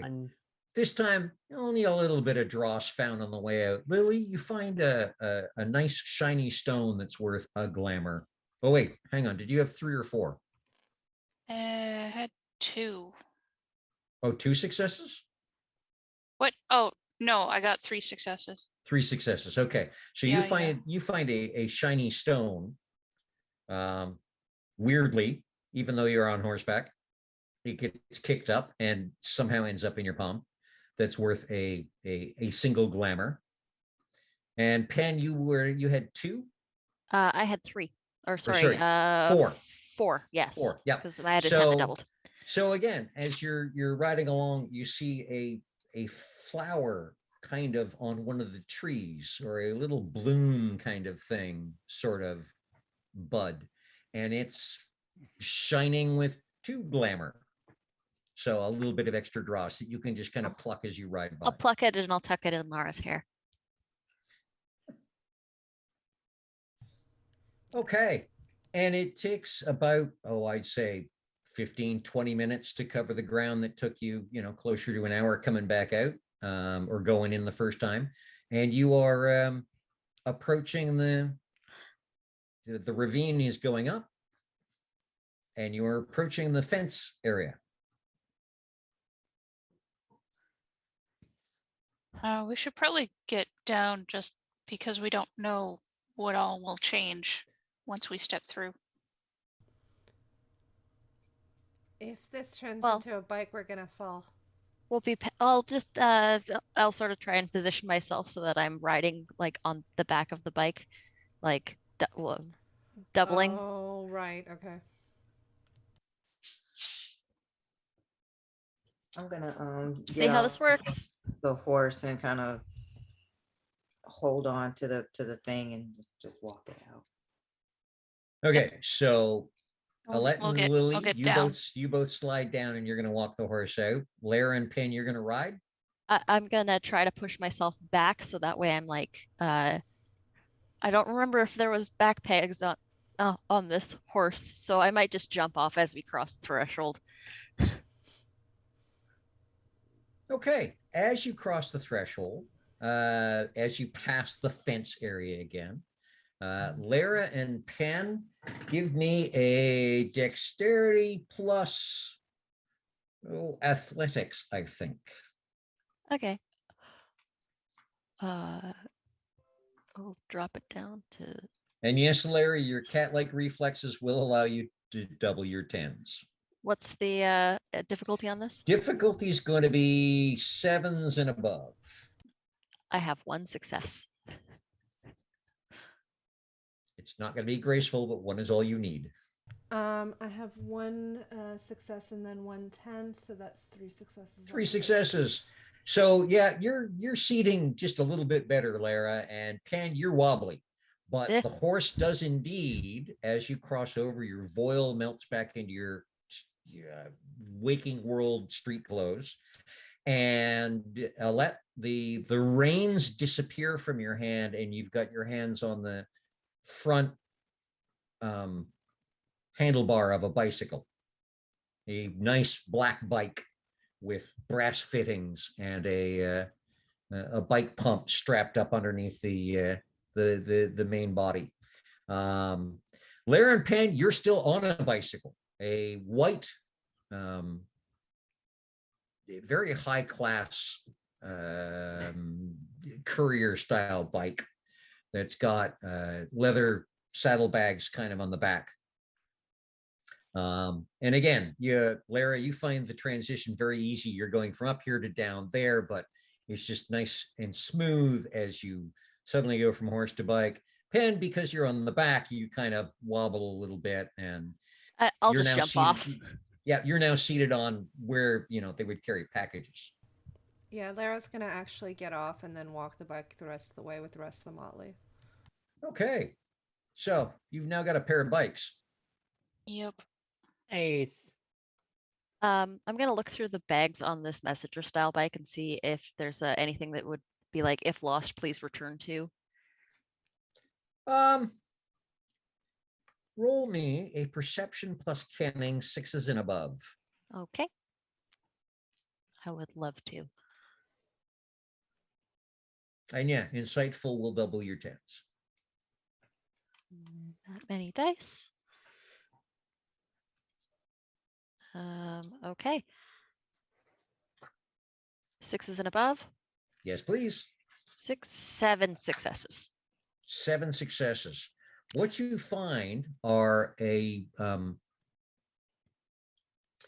successes. So you would find 3 8s, 2 9s, and a 10. very nice. You're going to find a handful, 5 marbles. Bright, shiny, they feel like new, and they're worth a glamour point each. Whew. And there are 5 of them.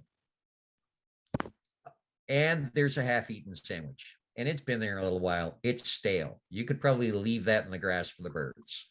Yeah, I'll feed that to the raccoons. A gift to the raccoon overlords.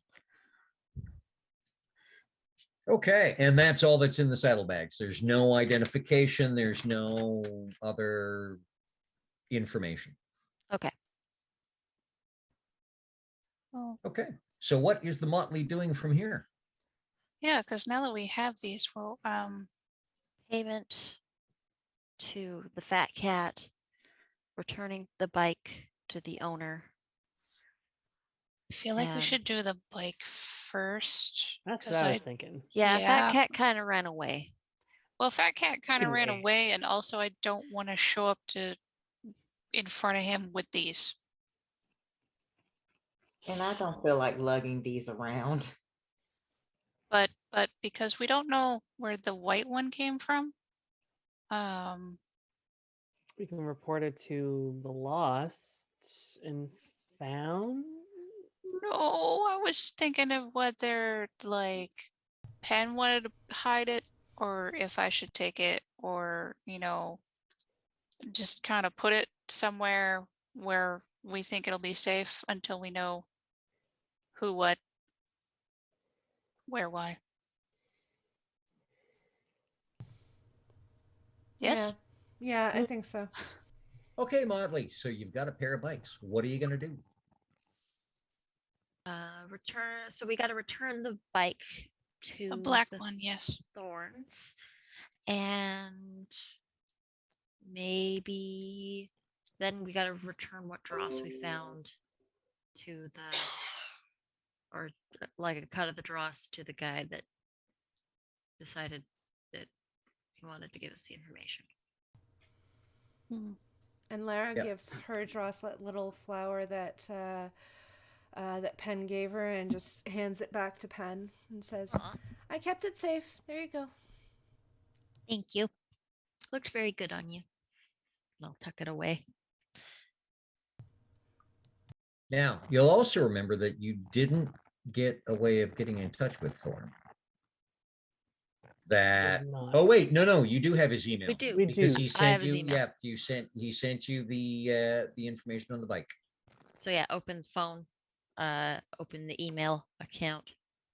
Um, uh, we have recovered the object that you were looking for. Send. Where should we? I guess I should say where should we meet, because it's not. Excellent. And the email is sent. All right. I just gotta wait for a reply. Oh, what we're gonna do with this bike? I don't know. I kind of like her. Hmm. Um, do we ever figure out what size space I have? Like, would I have anywhere to put this bike? Yeah. I mean, anybody that can ride her can ride her. I'm not really.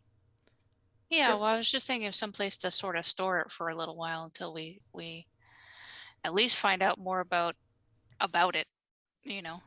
Don't I have a guess storage that- locker? I don't have one yet. Yeah, well, no, I was just gonna say that, you know, I could store it for a little while if you guys are okay with that. Yeah, if you want to store it. I mean, I can store the white one. The problem, I guess. Well, that's what I meant, because I mean, the black one we're giving away, so Well, yeah, it's- but for now until the okay, yeah, no, you take the white one. Are you going to feel safe riding in the city?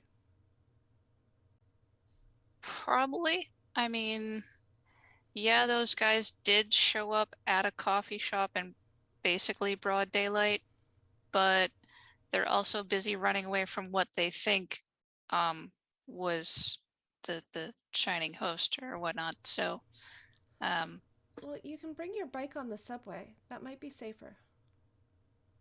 okay. Yeah. Well, I mean, we'll have to do that anyway, just to get Pen, since you just sent the email, Yep. do you want to take the black one? I guess I could probably stash it at the beguiling for a little bit.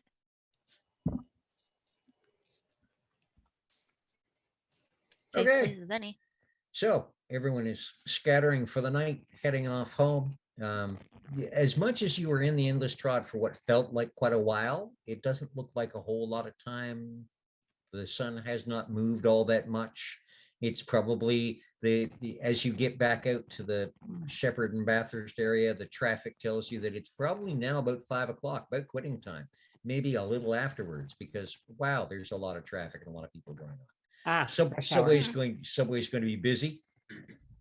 So you're going to get a few people that give you that look when you get on the subway with the bikes, as in, right, you're taking up space. Come on, you know, could you? You stick to the back of the end of the car. You stick to either end of the car if you've got a bike. You don't go into the middle. Yeah. Proper bus etiquette. So, and okay, so Penn takes the black one home and Lily takes the white one home. And that is where we will wrap this evening's adventure, ladies and gentlemen. So thank you once again for joining us for our fourth episode. Wow. Okay. Oh, Yep. I've yet to start tormenting these people. Okay. Oh wait, so, no. Well, oh yes, yes, this is the fourth. yes. So we will wrap it around in reverse order. Let all of the audience know who you are and where they can find you on the net. And then we'll let some of you East Coasters get some sleep because, wow, it's a little late. So going in reverse order and Widdershins, let's start with our lovely seal, Lee. Arf, arf. I mean, hi, I'm Rose. And I played everyone's favorite seal and Selkie, Lee, and also first time baby mother to Dim the tiger. Rest in peace. Or pieces. I'm not sure what. He's probably happy where he is right now. But you can find me on Instagram, on Twitter, and on TikTok, all at Rose Bulbasaur. My link tree is in the chat as we speak. Excellent. Thank you very much, Rose. And next up we have Pen. Hello, everybody. I am Anita. I was playing Pandevlin this evening. You can find me everywhere online at Panita or at Critical Misses. I am the owner, founder, and showrunner, I guess, for the Critical Misses Twitch channel. So you can find me over there most times. Other than that, you can find me everywhere online at Panita, P-A-H-N-I-T-A. Check my Twitter if you want to find out where I am. Wonderful. Thank you very much. Next up, we have the always amazing Alette. Hi, everybody. Kitty Kimchi here. Let's see. I believe the date is October 2nd. You can catch me over at Karen Comfort Studios, where I will be playing Bluebeard's Bride. And you can also you can also catch me on Vorpal Tales, playing. I think the pronunciation is at Chung Cthulhu. It's one of those Cthulhu games. Achtung. Achtung. That one. Achtung, Cthulhu. That one. German. So that's what I'm going to be playing over on Vorpal Tales, where I am Abby, the infiltrator, and we are punching Nazis. Fun. Yes. Yes. Punch. Oh. Yes. Fuck them up. It has been a lifelong dream to just gut punch one. I'm just thinking of like a big honking brick to the face. I don't know. Throw a brick. Yeah. Start a revolution. Throw a brick. Any other updates? You can catch me on Twitter at, yep, she's Blasian. Thank you very much. And next up, we have Lara Applewood. Hello, my name is Joanna. I was playing Lara Applewood for you, and you will find me here on Wednesdays, and you will find me on Saturdays as part of the Vampire Takeover, as part of the Delve into Darkness vampire game here on Vancouver by Night. We are taking a 2-week break because you will be watching this on October something or another. Yeah, we're taking a 2-week break. But definitely check out our back episodes on the YouTubes, which we've linked probably a few times in the chat already. And if you can, if you wish, if you are capable, definitely check out our Patreon. We've got some new content that's gone up there related to the vampire games. It's a little spicy. Might want to check it out. You'll find me on Twitter under Hyrule Gardener, and yeah, that's about it for me. And wrapping it up, Wittershins, we have the lovely Lily. Yes. Hello, Crystal. I just played Lily, your friendly neighborhood Corrid. I am not really on social media, but I am here, and it is a good time, and you should be here to watch all us do crazy shenanigans. That's what I got to say. And I'm Cliff, your storyteller for this wonderful Motley and this amazing chronicle.